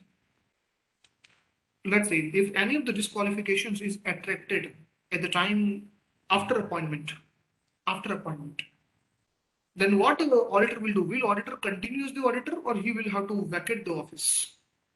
He will have to leave the office. So answer to this question is the moment when disqualification is attracted, he must have to vacate the office. He must have to vacate the office. And such vacancy will be considered as the casual vacancy. And you know, guys, how the casual vacancies, how the casual vacancies are filled up, how casual vacancies are filled up by the company in the situation. So, guys, that was entire about section 141. Alright. I'm sharing the link and I'm giving you just 2 minutes to refer that. Quickly, guys, refer all the provisions again and just reshuffle all the contents what I have taught in the class. And your time starts now. Come on, do it fast.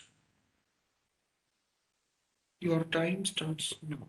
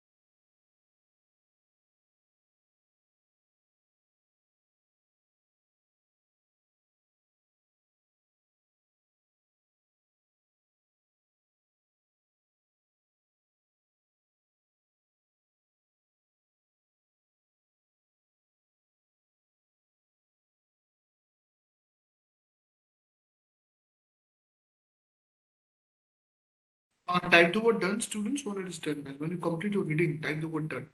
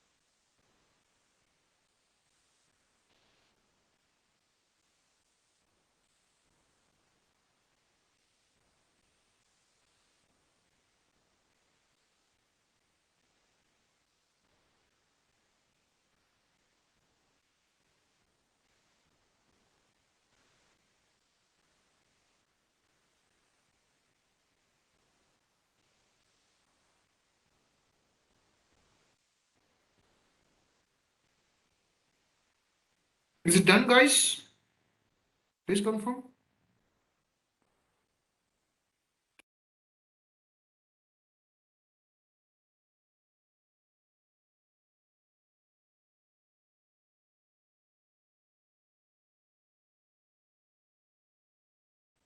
Okay, if it is done, guys, we can start with section 142 now. Are you ready?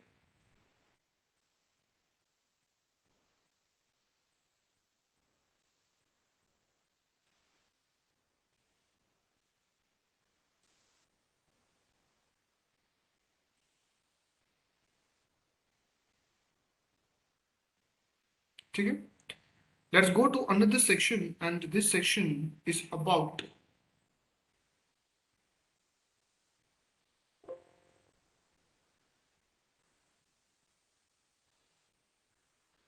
section 142 that I like the most. 142 is about remuneration of auditors. Remuneration of auditors. That's a great question, and this question is asked many times in exam. बहुत बार exam में आ चुका. बहुत बार exam में आ चुका. ठीक है? Let's do the question, guys.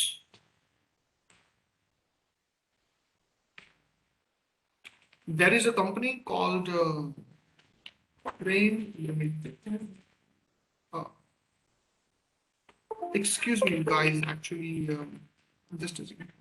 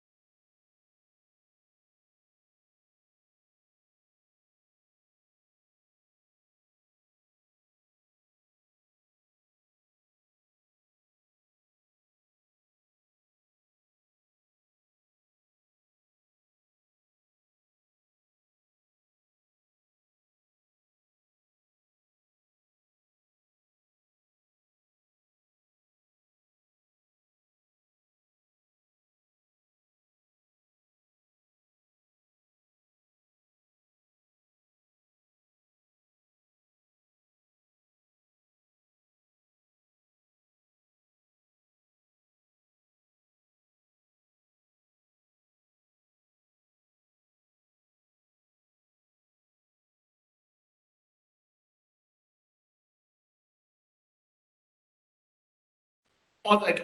Sorry for the inconvenience. Yeah. Uh, Brahim Limited is a company hired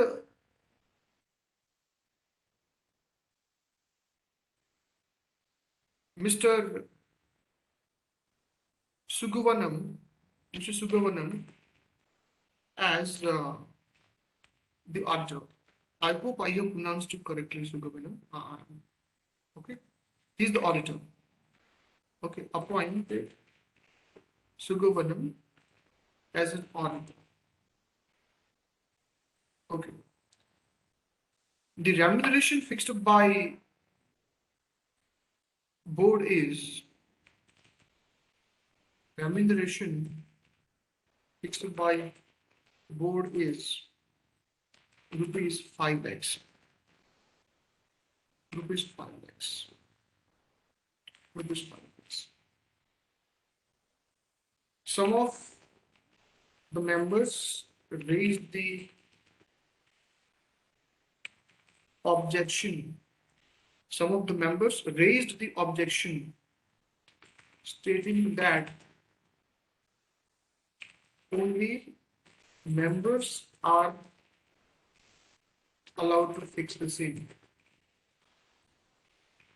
Okay, so is this fixation of the remuneration is valid or not? What do you think about it?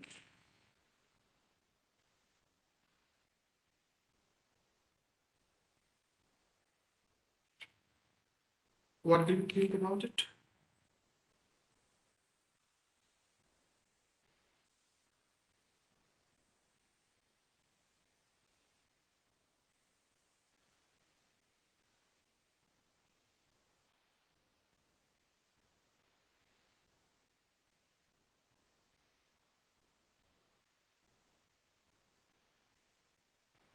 Is it valid or not?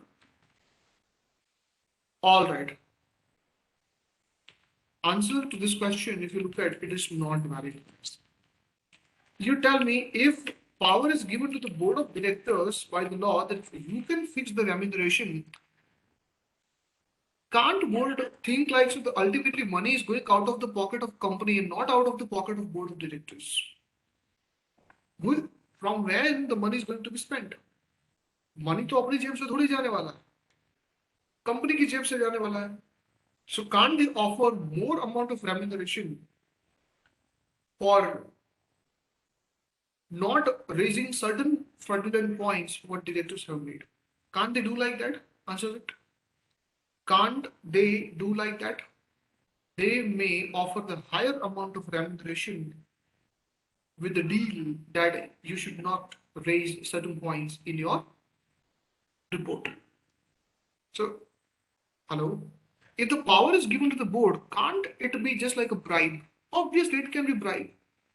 It can be bribe. And that is why, by considering all those facts,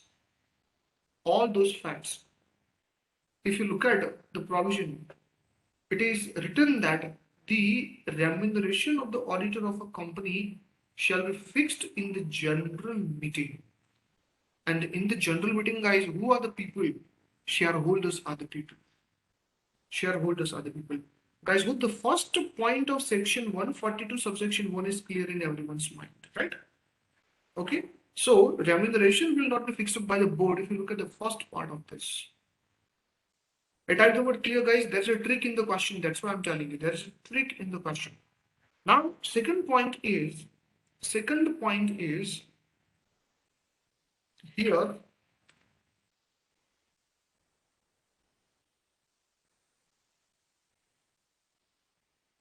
The same question can be correct. Board has the right, but it is a conditional right. Look at what is written over here. Further, it is written that or in such a manner as may be determined therein in the general meeting. Now, this word is very important. Such manner as may be determined therein. Therein. What do you mean by this? Okay, so basically, who has the power? Power is given to the general meeting. General meeting. In the general meeting, everything will be discussed and they will decide the remuneration. What if in the general meeting it is decided in the Okay, right now here the question. What if? Okay, first of all, you tell me in this question, if board directly decides, is it valid or not valid? It is invalid. What will be the answer here? Invalid. It is invalid because power is given to the general meeting. Another question, what if, another question is, what if general meeting empowered the board to decide, general meeting empowered the board to decide the remuneration the way it deems fits. Guys, what if general meeting empower the board of directors stating, okay, you decide board, we are not good at this, and whatever you decide, it will be as if like done by general meeting. If the power is given by general meeting to the board, and then if board decides at 5 lakhs, now is it valid? Now is it valid? What do you think about it? Answer would be yes, now it is valid. Now it is valid because board of directors are not directly doing the things. Board of directors are not directly doing the things. It is done as per the instructions given by the general meeting. Alright, so answer to this question, now this would be valid. This will be valid. This will be valid. Okay, guys, so look, just one small section 142. Many of you will be thinking, but there are only 2 paragraphs, but look at the amount of questions they can ask in exam and how they can make you confused. ये आपको confuse कैसे कर सकता है वो ध्यान में रखना. Let me go with the next question here. Let me go with the next question here. What is the next question about this? अभी next question यहाँ पे क्या कहना चाहता है? Next question.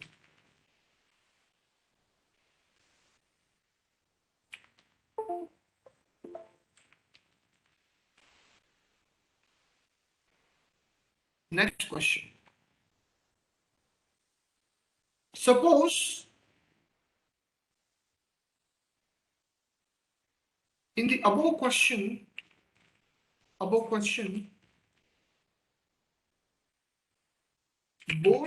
appoints Mr. Sugavanam as its first auditor. As its first auditor. Okay, before I go ahead with that, all of you know what is the first auditor. Within 30 days, first auditor will be decided. All right. First auditor, not by the board, but by members in general meeting, in extraordinary general meeting. Look at the facts of the questions, guys. Each and every fact is very much important. Okay, as I told you guys, within 30 days, if the board could not appoint the first auditor, then the power will be given to the members, and within 90 days, they need to call the general meeting and members will appoint the auditor. I think all of you know that fact, right? Before I go ahead with this, I think all of you know this fact. Come on. Because in order to solve this kind of question, facts must be cleared. Okay, let me tell you further. Look. Remuneration is fixed up by board. Answer the question, is it valid or not? Examine the validity of the action taken by the board. So examine the validity. So answer the question, that is it valid or not? Now for that, guys, okay, who can answer this question? But जिन लोगों को ये paragraph पता हो ना, the student who knows this paragraph or this one sentence can answer this question. What is written? That the board may fix the remuneration of the first auditor appointed by it. Okay. So on that basis, guys, tell me, in this question, the remuneration fixed by board for the first auditor, is it valid or not valid? I want to check how many smart students are right now in my classroom. Okay, Sriram, thank you for this. Invalid for your kind opinion.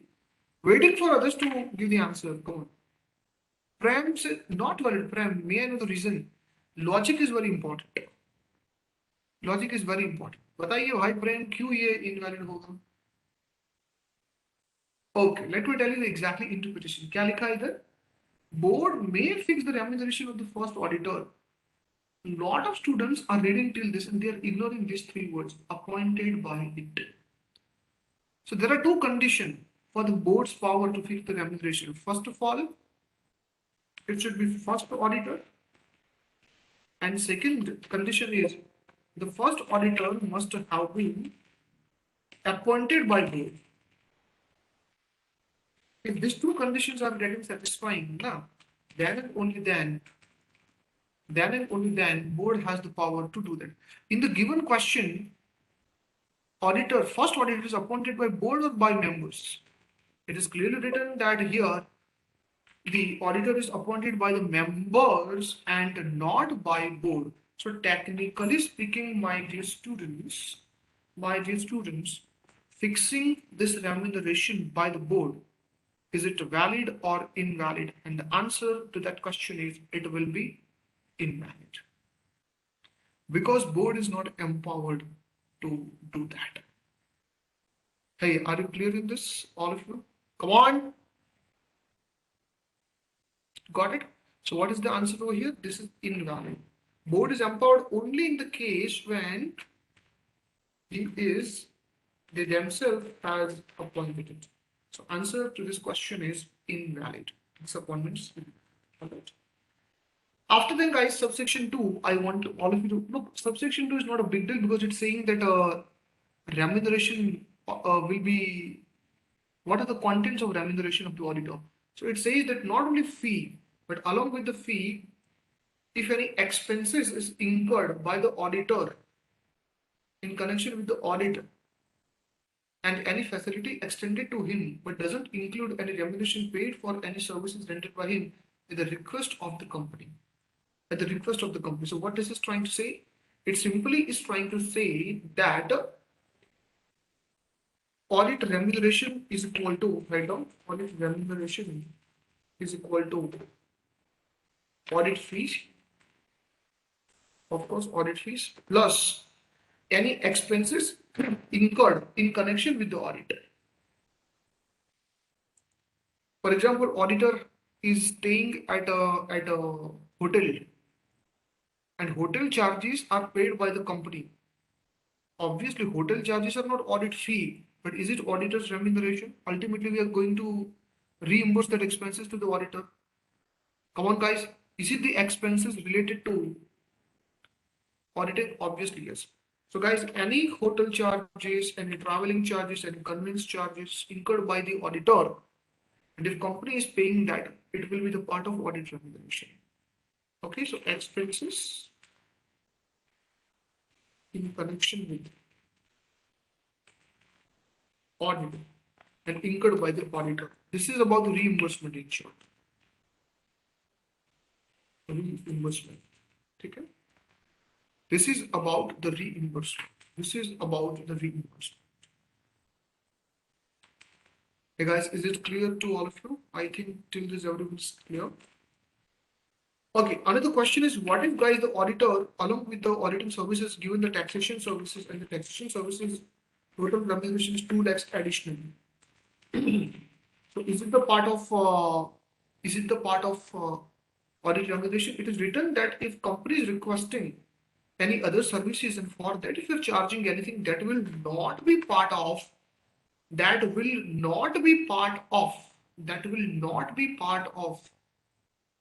audit remuneration. So guys, taxation services will not be part of remuneration. So guys, hope entire section 142 is clear along with the explanation that what kind of questions they can ask in exam. Clear है यहाँ तक सभी लोग? सभी लोग clear है यहाँ तक? ठीक है.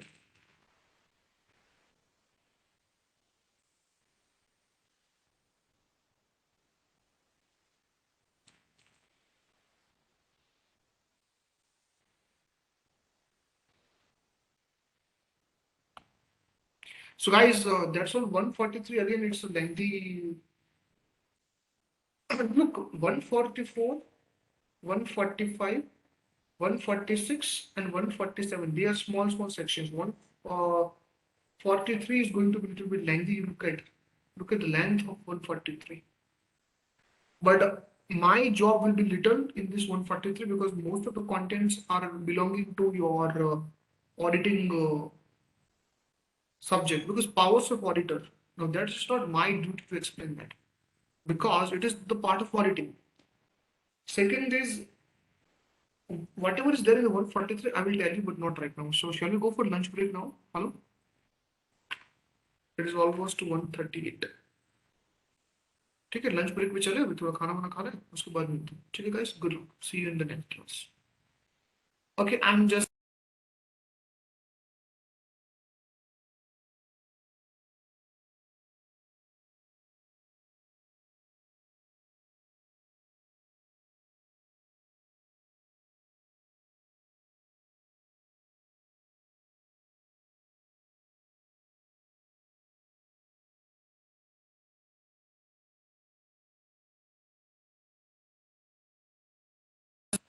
you tell me generally during Sundays you are getting the break of 45 minutes if I'm not wrong.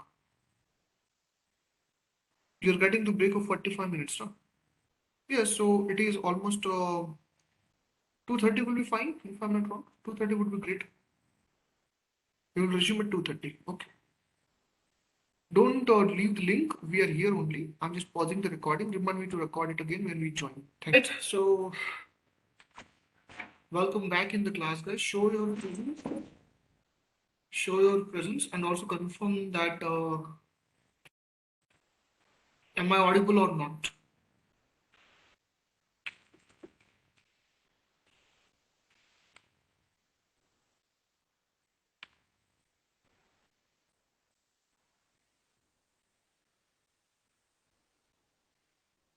All right.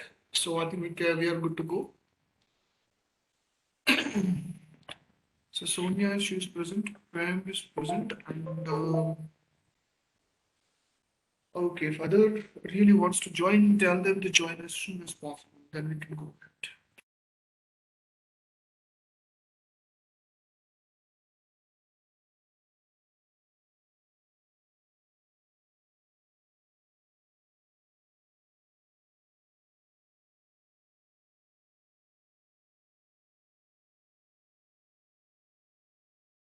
We can start now. We can start now. All right. So before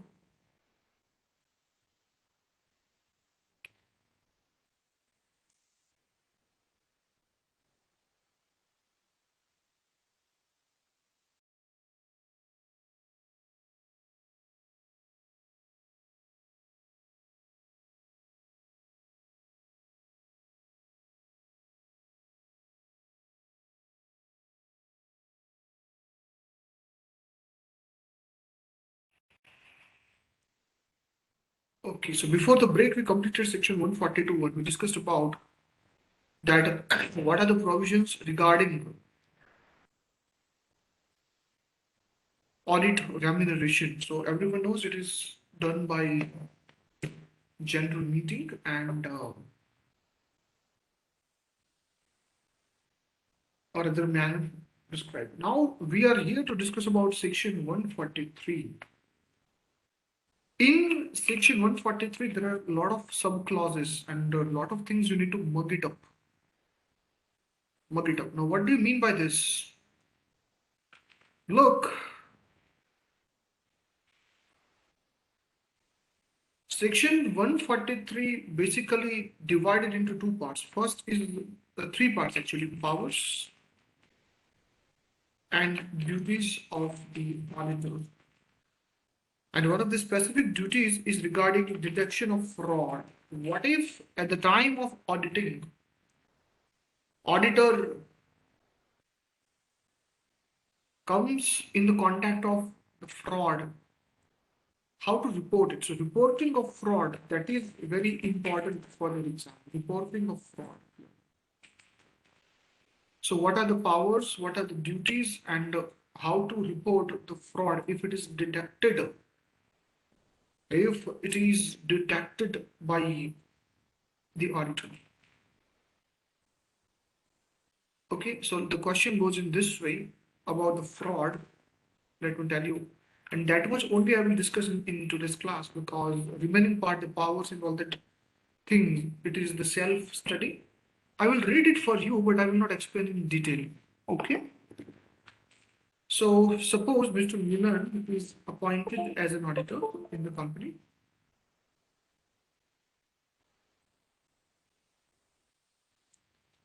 Mr. Milan,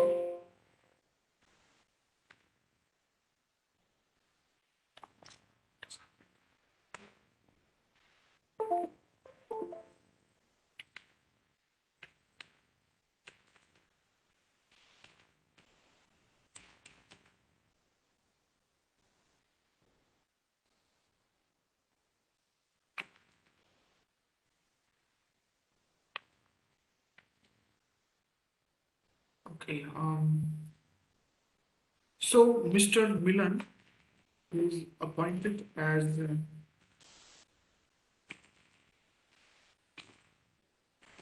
the auditor of company. He detected fraud amounting rupees 2 crores.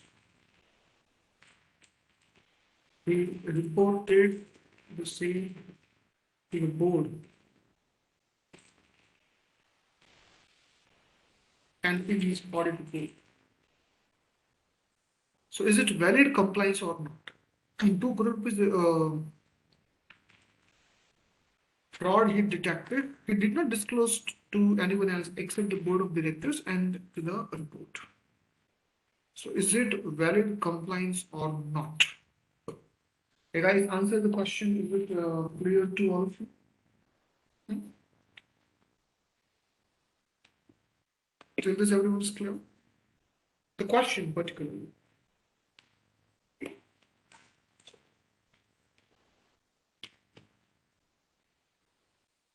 Now, as far as the reporting of the fraud is concerned, section 143 imposes additional responsibility on the shoulder of the auditor. What do you mean by additional responsibility on the shoulder of the auditor? Law says that fraud up to rupees 1 crore shall be reported to the board, and if any fraud which is more than 1 crore shall be reported to the central government. That means he will write the email as well as we will issue the envelope containing all the details, including this letterhead, to the General Secretary of Ministry of Corporate Affairs. And he will state all the details that what kind of fraud, how the fraud is detected, how the things are happening, and how the thing happened. Everything will be provided by Milan to that. So up to 1 crore, above 1 crore. So let me show that what are the provisions it is here under section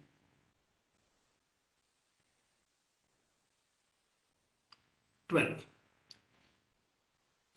This is the only section what I want to teach for your exam. बाकी सब आपको खुद को करना पड़ेगा. So subsection 12 says that notwithstanding anything contained in this section, if the auditor of a company in the course of the performance of his duties, if he has reason to believe that an offence of fraud involving such amount as may be prescribed is being or has been committed in the company by its officers or the employees, the auditor shall report the matter to the central government within the time is given, as it is given here. So what is the amount? Amount is not specifically provided in the provision, but it is provided in the rules. And if you click on this rule, so it is the rule number 13, the reporting of the frauds by auditor and other matters. All right. So okay, till this the structure, subsection 12 structure is clear to all of you. Structure is clear to all of you.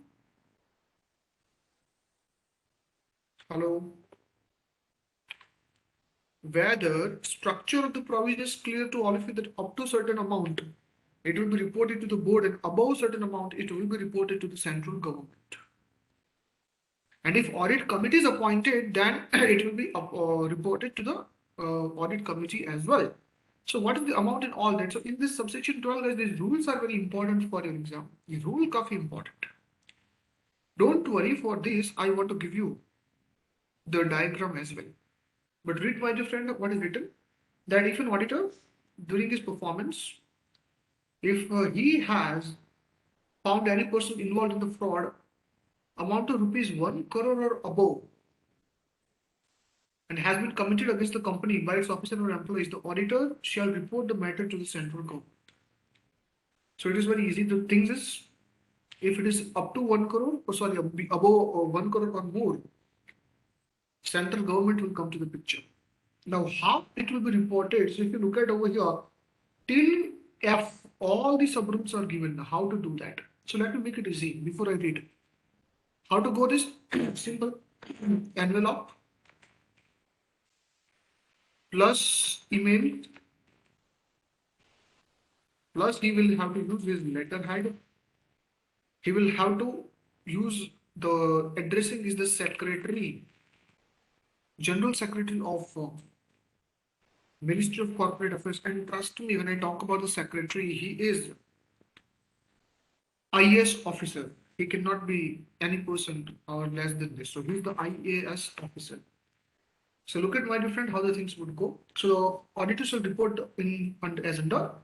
So auditor shall report the matter to the board or the committee first of all, as the case may be, immediately but not later than 2 days of his knowledge. So guys, maximum times are given over here are within 2 days. 2 days में उसको report करना है.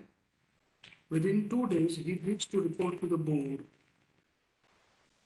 He will report to the board. Okay.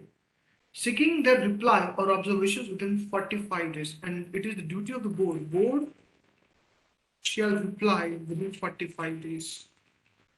Alright.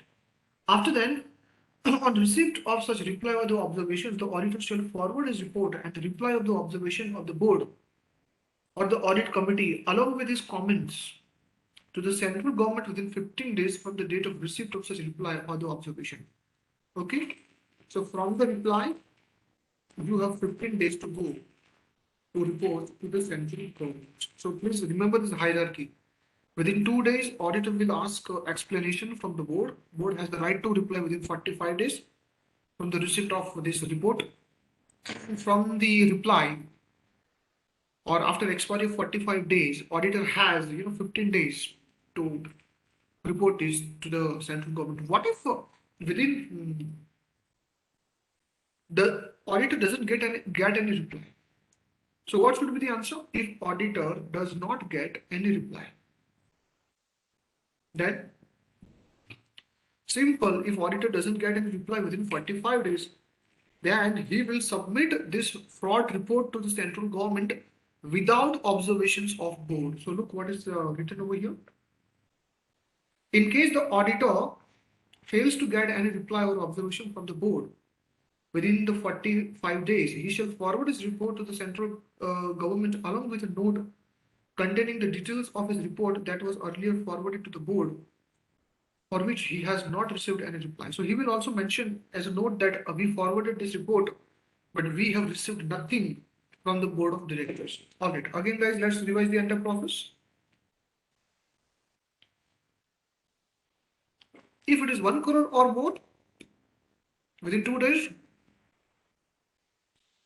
report to board. Board will wait for 45 days. If they failed or from the date of reply, you have to report to the central government. Okay, till this all the points clear? All the paragraphs are clear? Hello? Till this are all clear?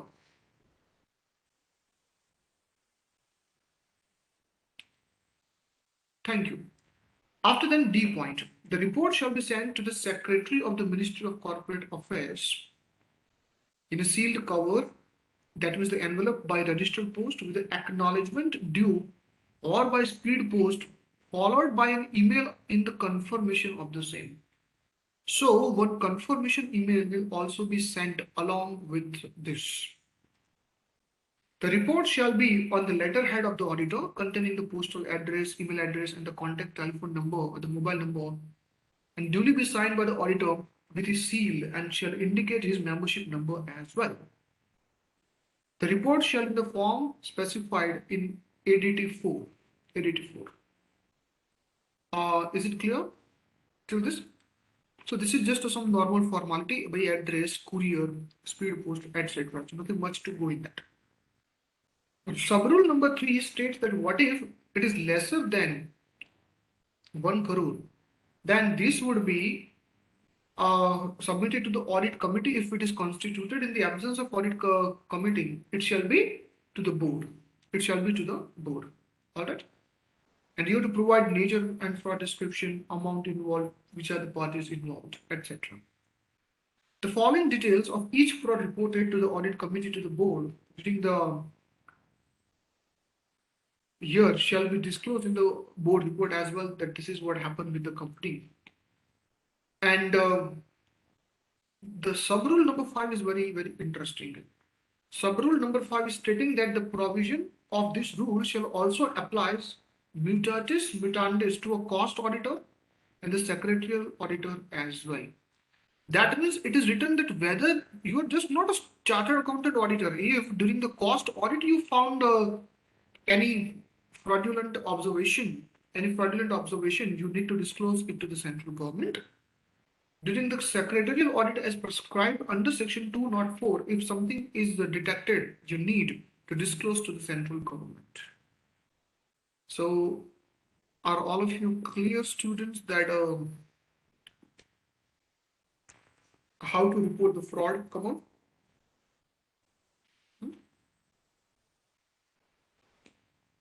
By the way, it is easy process. Do you need any chart for this, or is it fine? Chart चाहिए आप लोगों को? Chart चाहिए आपको?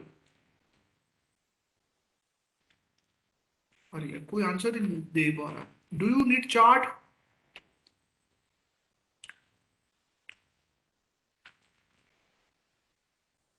Okay, if you don't need, fine, let's go ahead with that. So is it clear? Type the word yes or no. Thank you, Ishika.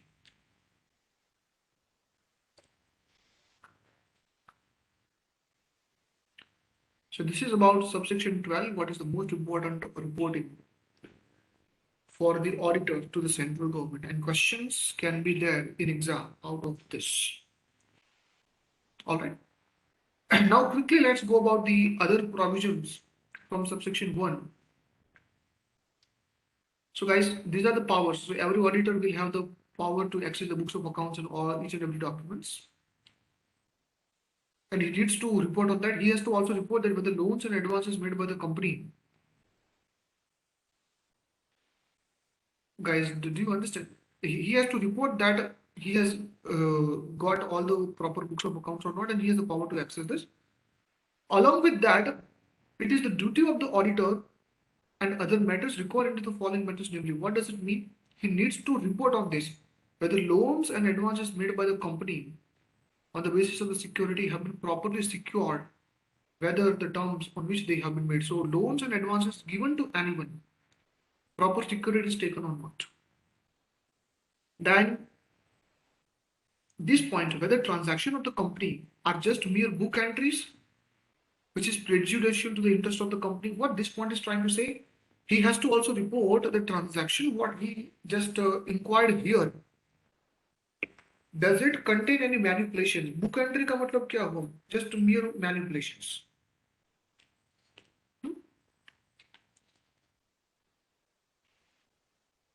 So transaction contains any manipulations or not. If company is not investment company or banking company, whether so much of the assets of the company consist of shares and debentures and other securities have been sold at a price less than the purchase by company. Purchase was different and sale is different. Has it happened like that or not? And a loan is considered as deposit or not, and a loan taken is shown as deposit or not. Whether personal expenses are debited to revenue account or not. Personal expenses of directors should not be debited to company's P&L. I think that much you know about, right? Hello? Come on.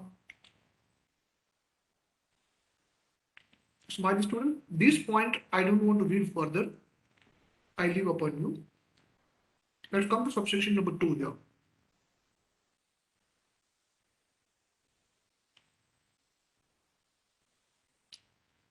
It says that whether proper accounting and auditing standards are complied or not. On that also you have to report that. Further auditor's report will contain this much explanation. This much explanations. This I want to give you as the homework. I will not read here because why law का part नहीं है.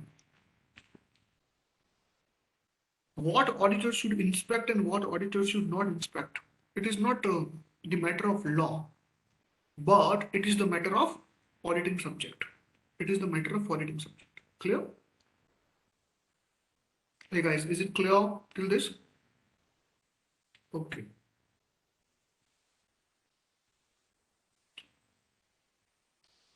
Subsection number 4, auditing subject. Subsection number 5, again, this is about the government company. This is about the CAG. CAG. So again, guys, this part would be belong to your auditing subject. I don't want to teach it right now here. Okay. 8 number. It is again about the branch office that will also be taught during your auditing subject. Okay. Auditing subject. So if the company has a branch office, then what is the rule for that? You remind me if in the auditing subject it is not gone properly, then I will explain about the government audit and the branch audit part. But if it is going there well, I don't want to waste my time here. How to treat the branch office audit and how to treat the CAG government companies audit. After that,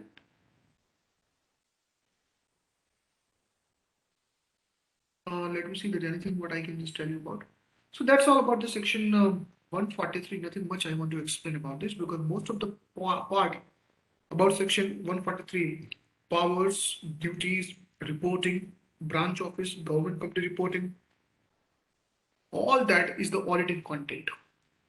Whatever my duty was that I have explained from the point of view of examination, this section, uh, section number 12. So I guess everyone is clear till this.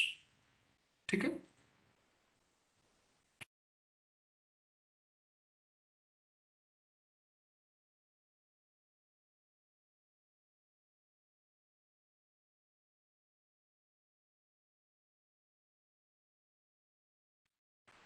All right.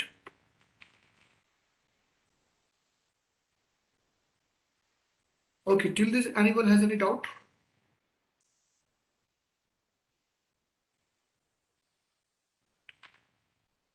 Thank you. Look, if maybe you are thinking, sir, 143, why are you not reading one by one? Trust me, guys, if I will start right now, these 5 students will become 2. 5 students will come down to 2, and I don't want it. Because most of the part is very much boring. Just read it. What he will verify. वो उसमें मैं क्या पढ़ा? What he will verify, what he will not verify. उसमें मैं क्या पढ़ा? उसमें तो पढ़ाने को कुछ बनता ही नहीं. ठीक है?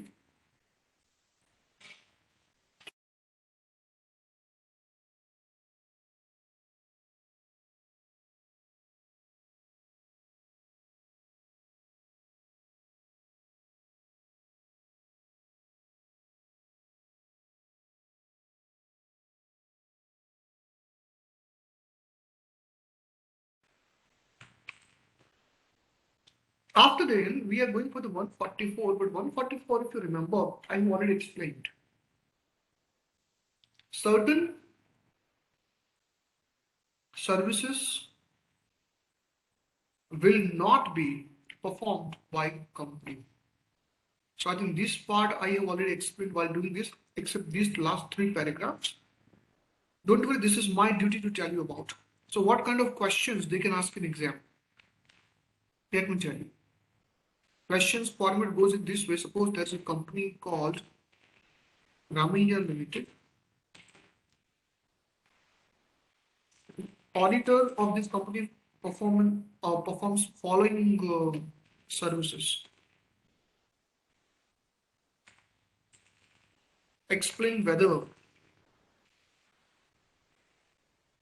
following services. Explain whether it is.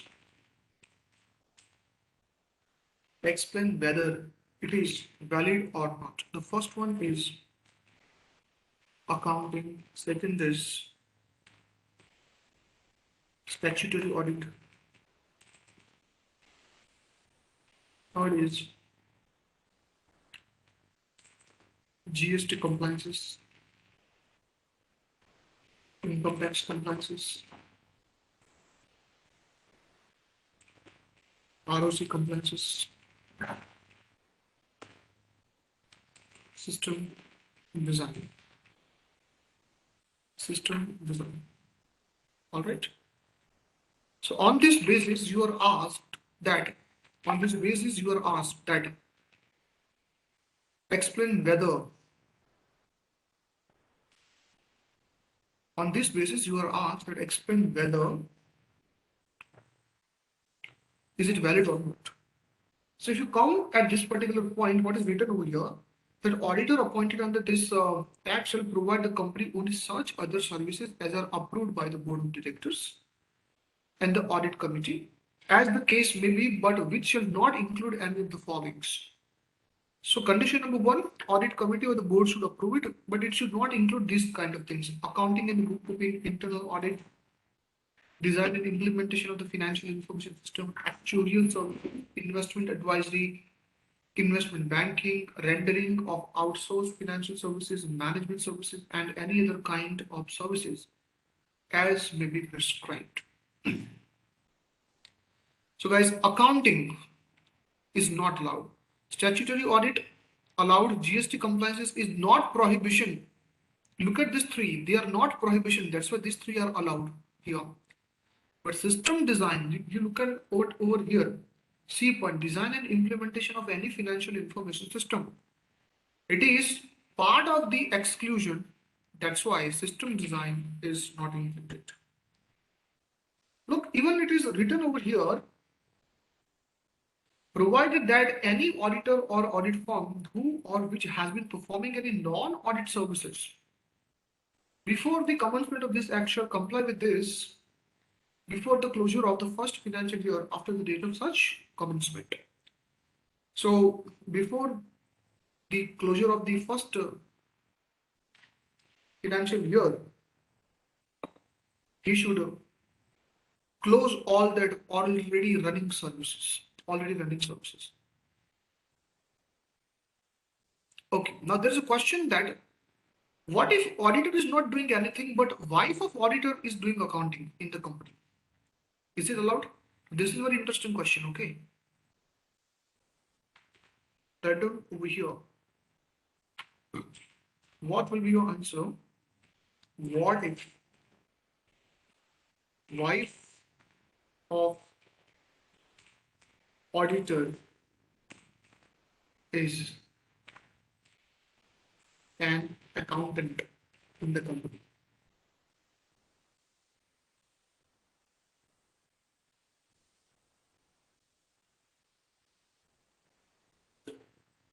Now tell me, what if wife of an auditor is an accountant? Now is it valid? Now is it valid? Again, guys, the answer to this question is no, it is not valid. Why? Look at this paragraphs. It is further mentioned that in case of auditor being an individual, either himself or through his relative or any person connected or associated with such individual or through any other entity whatsoever in which such individual has significant influence or the control. Even he should not do that. So not individual either himself or through any of his relative or not through any of the organization in which he has the influence, he has the significant influence. For example, can he get it done through the partnership firm in which he is a partner? Any other consulting firm in which he is a partner? Answer would be no, not at all. So not directly, not indirectly, because I have seen there are many people in the market that if he's not doing, then he's getting done it through his wife or the relatives. Law clearly says that thing is also not allowed here. That thing is also not. Okay. This is also very interesting.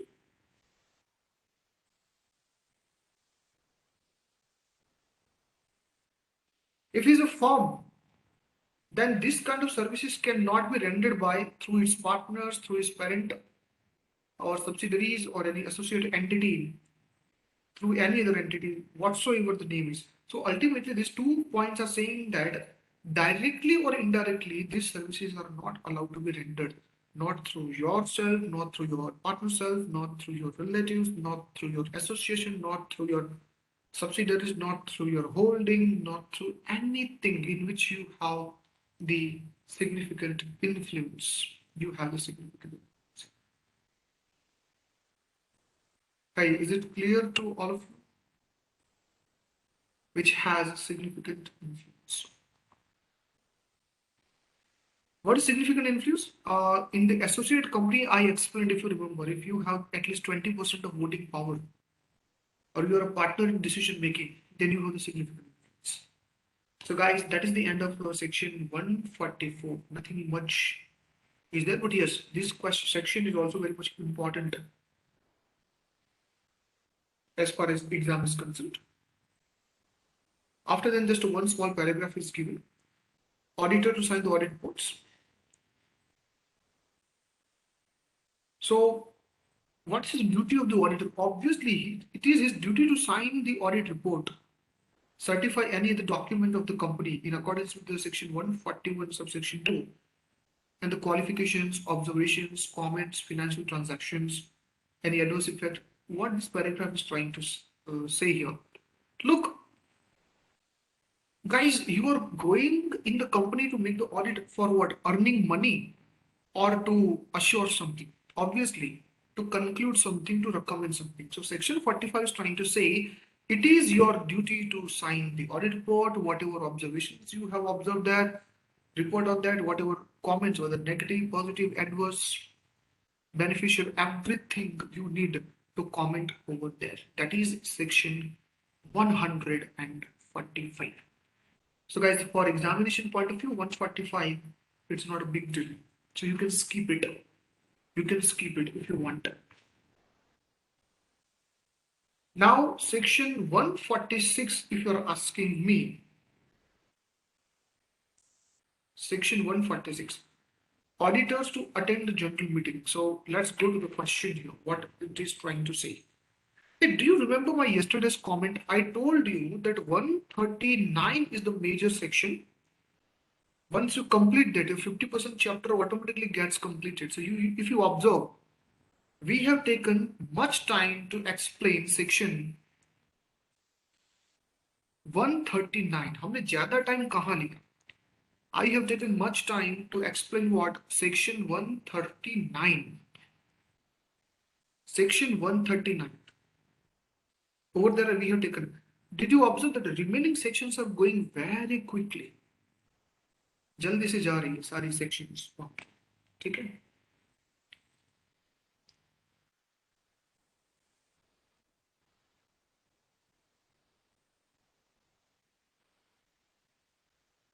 All right. And let's learn the question here. So there is a company called TCS Limited conducting has decided to conduct its 46th annual general meeting at Mumbai. invitation sent to Mr. Milan, who is an auditor of the company. Due to certain unavoidable circumstances, he could not attend the meeting, and he sent his article assistant, Miss Ishika. He sent his article assistant, Miss Ishika, as a representative to examine the validity of the advances. Note down the question. पूरा question note down करो.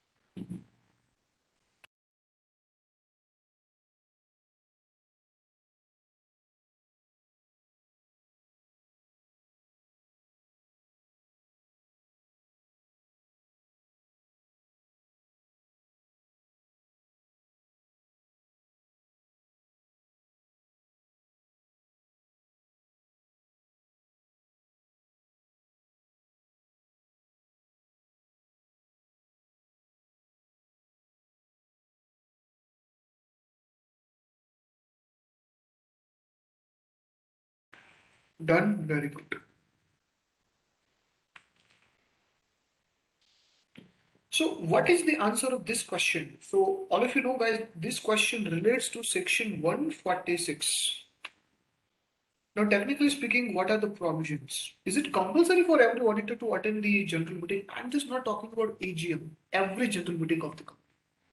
So, guys, answer to that question is absolutely yes. Write down, guys, the answer of this question here. It is the duty of the auditor to attend all the general meetings, or rather, I would say each general meeting. It is the duty of the auditor to attend each general. It is the duty of the auditor to attend each general meeting called by company. So technically speaking, guys, this is compulsory for the auditor to do. In case if auditor is incapable, in case if auditor is not capable to attend, of course, due to any reason, he shall send his representative.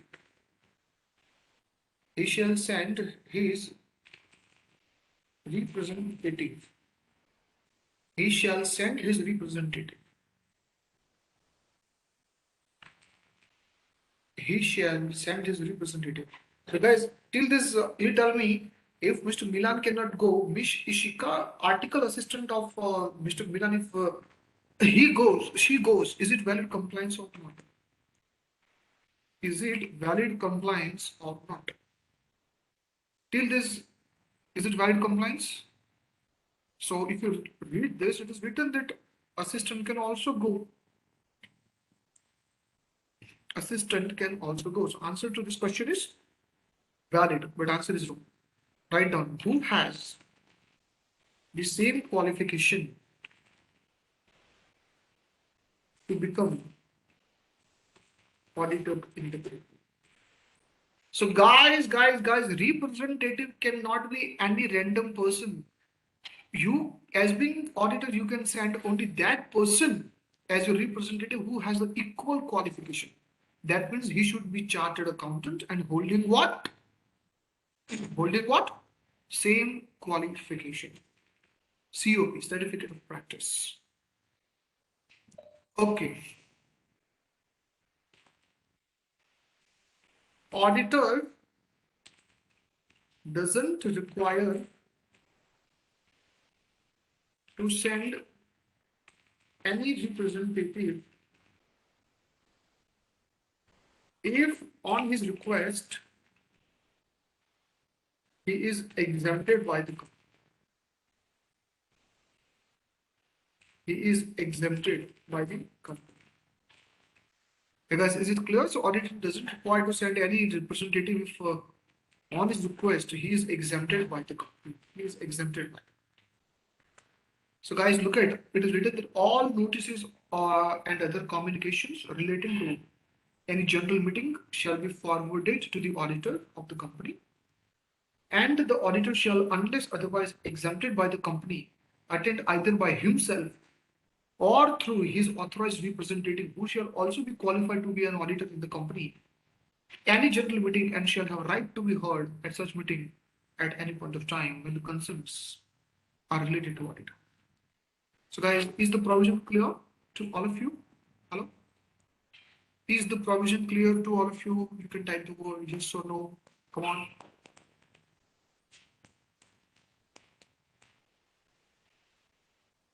Whew. So guys, 148, I don't want to explain. Okay, 147 is the punishment. This is the homework. I don't want to go in any, even I cannot help. I will simply read it. If this section is not followed, then this is the provision, this is the imprisonment. So punishment, generally, I don't want to waste my time. Section 148, it is about the cost audit. It is about the cost audit. Cost audit is generally not applicable for the statutory audit, and this is the history, guys. No any question in corporate law is asked about the cost audit so far.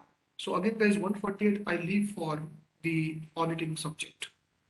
So portion of 143 and portion of 148, these two sections, particularly I want all of you to do from the auditing subject and not from this class. So technically speaking, students, this is the end of your chapter called auditing. Again, guys, you please look at all the different sections. 139, 140, 141, 142, 143, 144, 145, 146, 147, and 148. I hope everyone is clear in this. Come on. Is it clear? Is it clear? Very. ठीक है.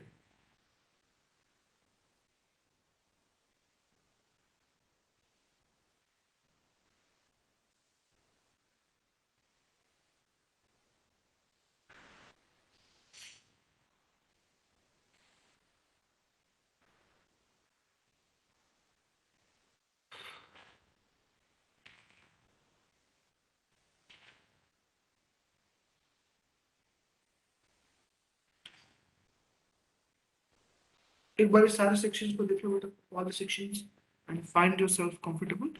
Then what is my plan is, again I want to take the few attempt to previous question papers, and I would want to solve that. So far the chapters what we have done in the class, last three attempt question paper I want to take right now, and just I want to correlate that the points what we have done and the points what are given there, what are given there, what is asked in exam and what is not asked in exam. So are you people ready with that? शुरू करें? ठीक है? Because I told you guys, mere learning the chapter is not sufficient. Along with that, solving this part is also important. So let's begin with that. I think all of you can see this.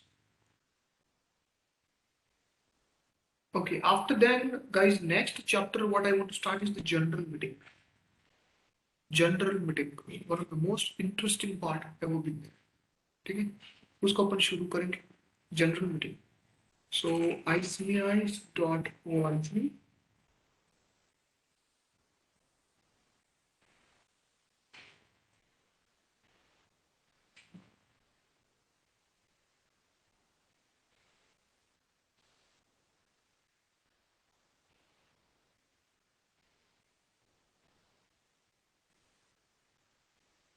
So guys, so far हमने कितना कितना कर दिया बताओ। Look, if anyone is following the ICAI material, I want to tell them that chapter 1 and chapter 2 actually taken from the foundation, so that I'm not going to tell this. Prospectus is done, charge is done, and declaration of dividend accounts and auditing is done. So anyone who is following the ICI's material, so chapter number 4, 5, and 7, only 3 chapters are pending from the ICI's material, and then your complete law is over. So 60 percentage of your entire syllabus of corporate law will get over. 60 percentages of the syllabus will get over. And from tomorrow, I'm starting with this, what I can say, the management and administration, and we will complete it. ठीक है, तो शुरू करते हैं बच्चा। Chapter तो study material नहीं चाहिए। Question papers. Let's take 2021. Okay, in the 2021, every question now is for the 70 marks and it's very lengthy paper. So from the day one, you have to. Okay, guys, what is my plan is? My plan is to show you that every attempt, this auditing chapter is coming for how many marks? So December 21, you please keep on calculating the marks over here. Okay, from the chapter of auditing. So this is from the OPC. So OPC वाला part तो हमें नहीं करना है. This is from the share capital bonus वाला part. वो भी नहीं करना है. Yes. First is there chartered accountant appointed as an auditor. So पहला जो question आया वो for the 2 marks आया है. क्या लिखा है? Mr. Raman, the chartered accountant, was appointed as an auditor of Surya Distributors Limited in the AGM of the company held in August 20, in which he accepted the assignment. So August में appoint हुआ है. Later on in November 20, he joined as a partner in the consultancy firm where Mr. Som is also a partner. Okay. So he joined. Let's read for the Mr. Som is also working as a finance executive of Surya Distributors Limited, explaining the provisions of the Companies Act 2013. Decide whether Mr. Naman is required to vacate his office or not. All right. So what happened is, after appointment, he became partner with Mr. Soul, who is the finance executive of the Surya Distributors Limited. So did we learn in the disqualification that any partner of the employee of the company is automatically disqualified and immediately he needs to vacate his office? Any partner of the employee or the officer of the company is disqualification, and that vacation of the office will be considered as what? That vacation of office will be considered as what? Casual vacancy, and accordingly will be filled up by the company. So hey guys, pehla 2 marks ka. After then 1B2, that is again for the 2 marks. Managing Director of ABC Limited himself appointed Mr. Akash, a practicing chartered accountant, as the first auditor. Is this appointment valid? Also explain the provisions in this regard. Guys, MD of ABC Limited appointed Mr. Akash as being the first auditor. Guys, who appoints first auditor? Board or only individual director? What a good question. Did you observe guys कितना micro level का question पूछा exam में? भले 2 marks का है, लेकिन फट के 4 हो जाएगी अगर नॉलेज नहीं है तो. First auditor should be appointed by board within 30 days or by any individual managing director. Answer the question. Obviously, he is the board, but here it is clearly written that MD is appointed. It is wrong. Further to state that explain the provision. So simple. Within 30 days, board will appoint in case of failure. You have 90 days to conduct an extraordinary general meeting and appoint the auditor by the members. That's all. Again for the 2 months, small provision. Okay, this is about the dividend.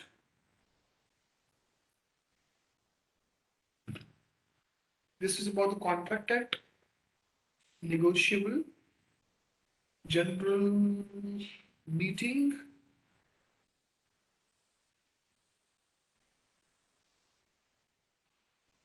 adjournment,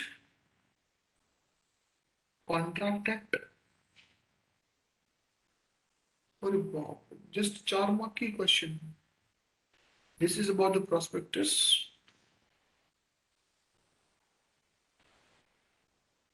Yes, look at the for the 5 marks this question is there. Referring to the provisions of the Companies Act 2013 regarding appointment of the following auditors, answer the following. XYZ Limited is a newly established company owned by the central government. Okay, so XYZ Limited automatically becomes what? Answer it. Can I say automatically it becomes a government company? अरे बोलो. All right. So in the government company, how the first auditor is getting appointed? So याद आया कुछ formula 60-30-30 का?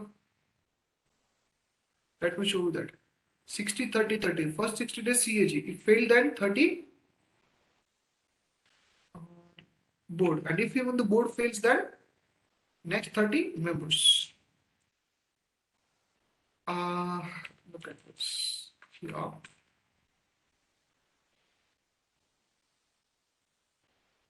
The government 60-30-30 वाला formula. याद आया कुछ? Not a membership. It is like this 60 CAG 30-30. So look, ये 5 mark की question है. So 2.5, 2.5. Let's read down this question. Mr. Kamal is the auditor of XYZ Limited, which is a government company. Again, guys, it's a government company. He has resigned on 31st December 2020, while the financial year of the company ends as on 31st March 2021.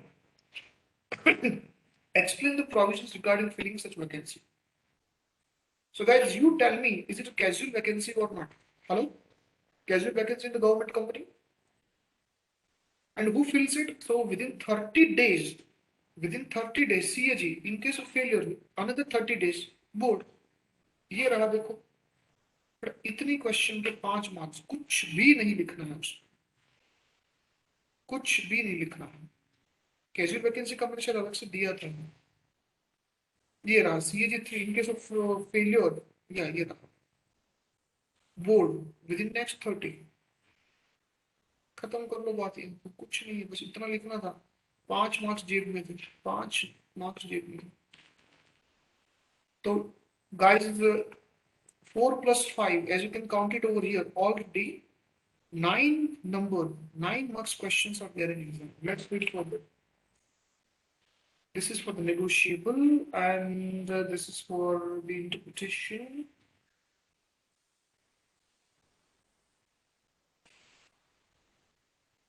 Board report, debenture trustee,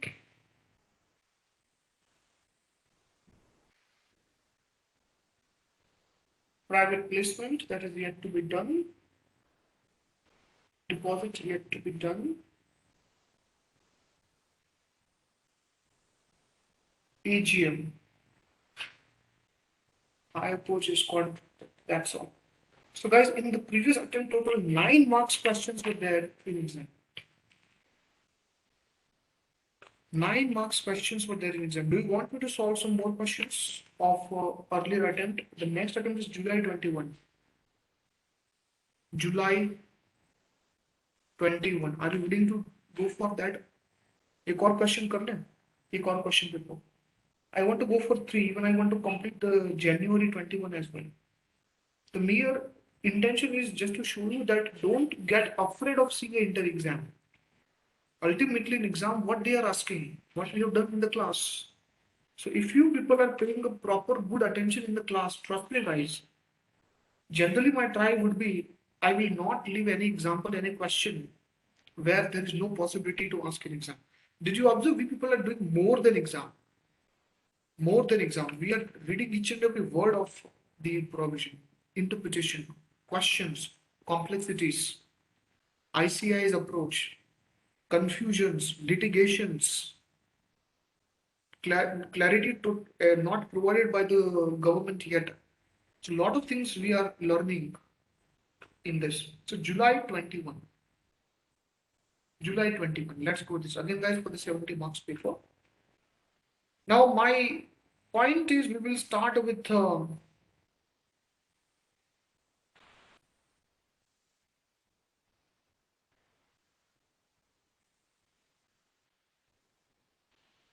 to this. Look at account में से 3 marks के number आई है. This is the balance sheet. Net worth 100, turnover 500, net profit 1. 30th September 2020, 100, 1005. So guys, can I say that when 1005 net profit of more than 5 crores, turnover is more than 1000 crores or up to 1000 crores, CSR is applicable. CSR is applicable. So you are requested to examine whether ABC Limited is required to constitute CSR or not. So on the basis of this data, what is your answer? Obviously, one of the threshold is increasing. Look at this: net worth 500, turnover 1000, and net profit 5. So in this 30th September 2020, two thresholds are exceeding. And law clearly says if any one of them is exceeding, CSR committee and CSR compliances are compulsory. So answer to this question is absolutely yes, it is compulsory. So ये 3 mark का number था. General meeting. After that, this is about the contract act. This is about the negotiable. This is about the general meeting. And what is it about?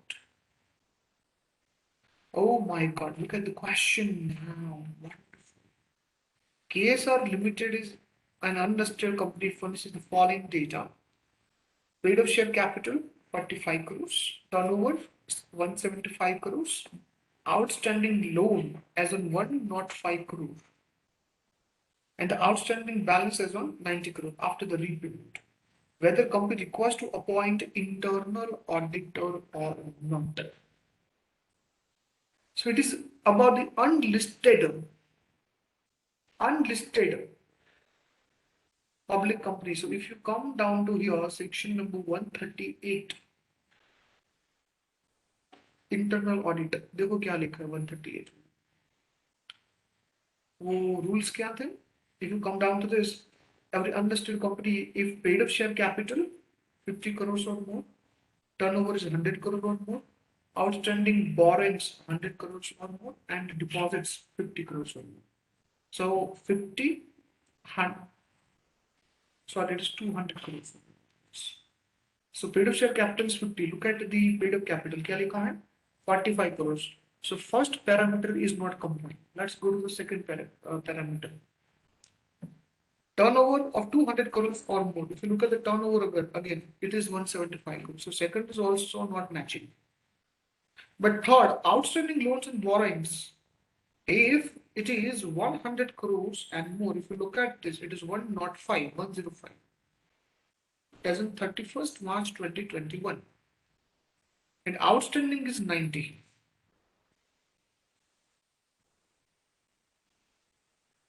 Guys, this is very interesting. 3rd March 105, but 31st March 90. So this is the great confusion. Should we take 105 or should we take 90? So look at, guys, what a question. Psychologically, these people want to play trick with you. So come to this, it is written that during the preceding financial year, at any point of time. Just a second. Yeah, did you observe this? This part, if you look at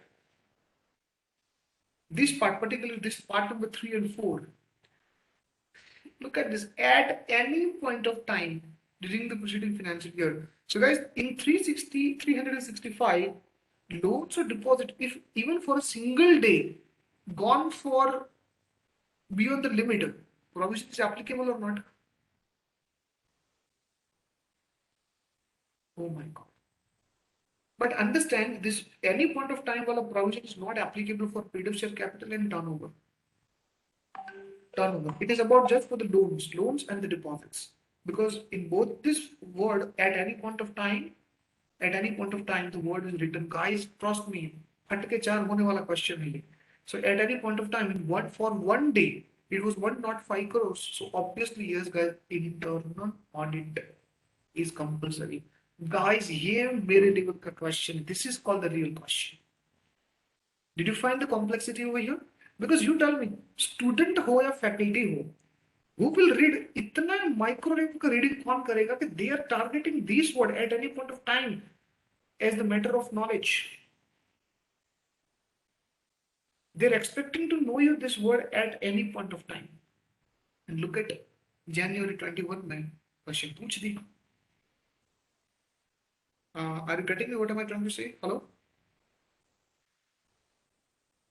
ठीक है. Stay the provisions of the companies relating to the appointment of first auditor of the government company. Can I see to the repetition of the same? Did you observe? A first auditor in the government company. So again, the 60-30-30 wala point I'm here. It was there in the December 21. It was there in the July 21 as well.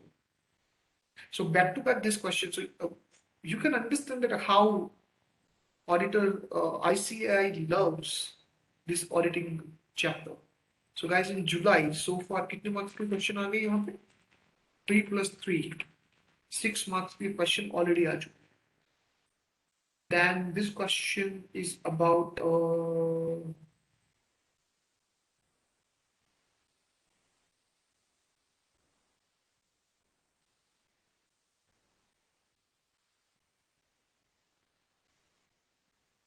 it is about the contract act, honor and bonding.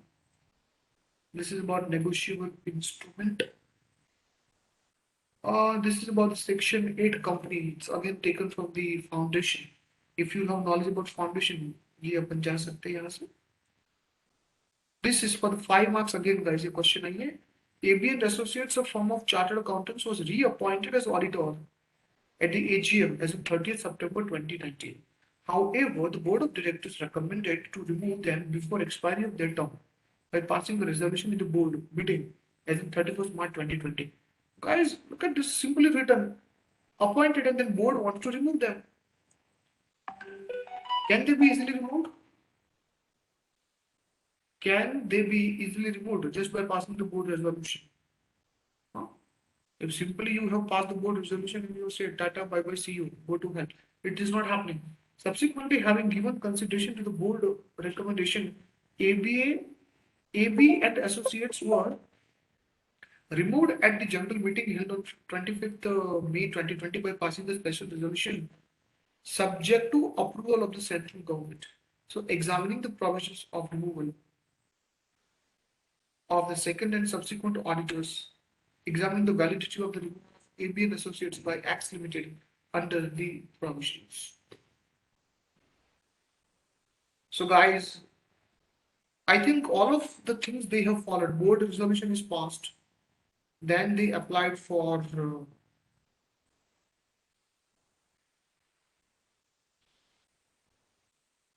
central government's approval. Here, special resolution is also passed. So the moment when central government gives the approval, removal will be valid. Removal will be valid. Are you clear? Removal will be valid. There's nothing wrong. So this question is again for the 5 marks from the removal and resignation. So total speaking, guys, 6 plus 5, 11 marks question in July 21. Then this is about the negotiable. This is about these buyback is the share capital, debentures chapter.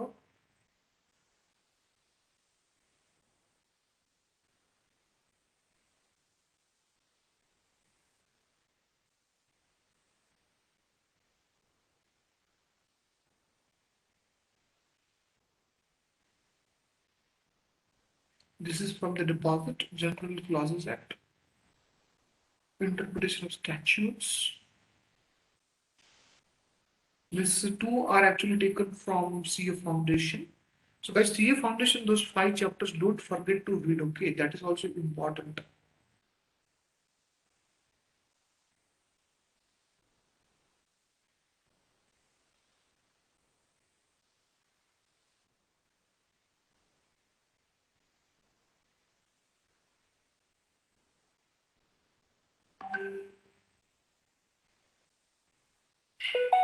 This is about the share capital, general meeting, contract act, general clauses act. So that's also this time this was for 6 plus 5, 11 marks question. एक और paper ले ले quickly बताओ लेना है because I can see the students are showing the less interest so maybe एक और question paper ले लेते हैं quickly January 20 take it again for the 70 marks and this is about the prospectors. Okay, three chartered accountants, Mr. Robert, Mr. Ram, and Rohini, formed the LLP under the LLP Act in the name of R and Associates. SR Limited intends to appoint as the auditors of the company. Examine that whether LLP as being body corporate is allowed to be appointed as auditor or not. So it's a very simple question for 3 marks. Body corporates, of course, are prohibited, but there is exception for. There is an exception for. There is an exception for LLP. So क्या ये कोई question ही नहीं है proxy Radheshyam 5 bank security contract act का question है negotiable सो ये कितने mark के क्वेश्चन थे 3 तो काउंट करते रहना क्योंकि जनवरी में 3 ठीक है प्रॉक्सी वाला अभी आएगा contract act negotiable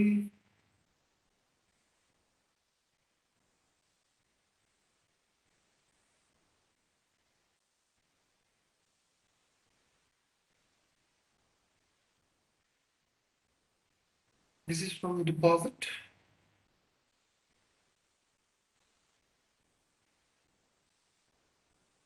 This is about the authentication. Look at this. These all are the people. Mr. Choksi, Mr. Patel, these two are the directors. Shukla is managing director. So ये जो पता है मैंने बोला था कि financial statement should be signed by only particular person. The chairman is there. The chairman will sign in the absence of chairman. Two people. One of them should be what? One of them should be what? Managing director. Along with that CEO, CFO and company secretary Fanny will also sign that. तो ये मेरा देखो जनवरी में ये यही question जो मैंने कहा था वो एग्जाम में 3 मार्क के लिए पूछा गया ठीक है Oh my God, look at this. Listed company having a paid up share capital of rupees 25 crores, turnover is 100.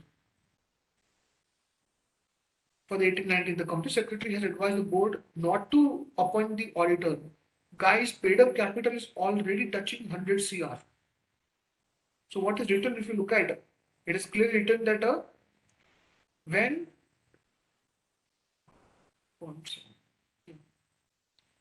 if turnover is 100 crore or above, can you see this? Sorry, 200 crores or above, then you don't require. Then you don't require. So look at this. Share capital is 25. In order to go for the internal auditor, minimum share capital आपको कितना चाहिए? 50. So it is within the limit. Look at this now. Turnover needs 200. It is. Oh my God. God, God. Wow. Guys, answer this question over here. Turnover is below 200. Share capital is below 50. So both of them are below the threshold limit. Will this company need to appoint? Does this company need to appoint internal auditor or not? What is your answer? Whether company needs to appoint the internal auditor or not? I want to know from you. Come on. Only 4 students are there, but still Srinath, Ishika, Milan, tell me Bachchan.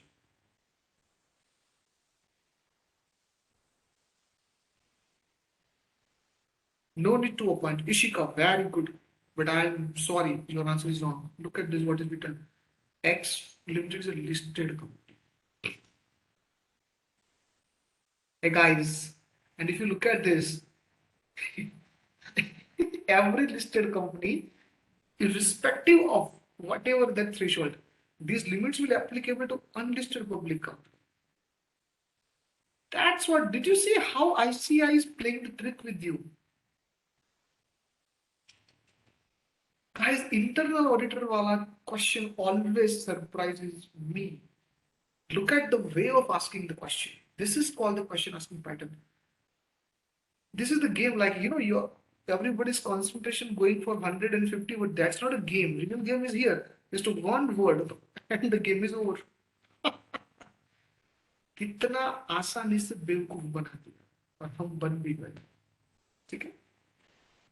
So far only 3 marks was there in January. So after then the contract, then agency, after then negotiable premium. It is about the dividend for the 5 marks.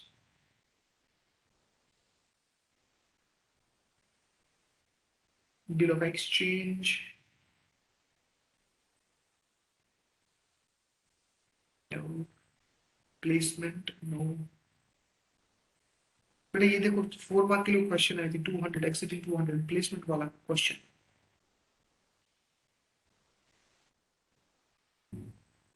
Deposits. Charge. This is for the charge. This is for the General Process Act. Income tax. Oh my god. 20 pages question paper. Are they serious?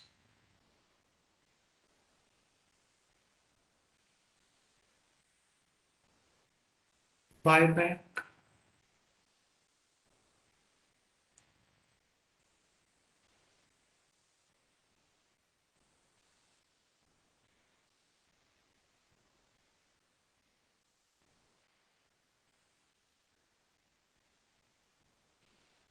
General meeting. Contract Act. Oh my god. So in this entire paper, only 3 marks questions from this. That is a little bit disappointing. That's all for today, students. Thank you for this. I think I should leave the class now. Third session, by the way, I'm not taking this. And I cannot see much student strength in the class, so better enjoy your Sunday. Even I will do the same thing, and let's continue the general meeting chapter in the next class. Okay, good luck.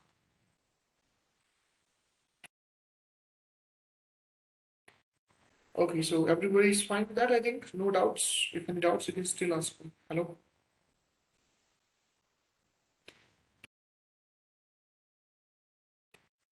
Really, these are the good students. Very, very good students. Thank you.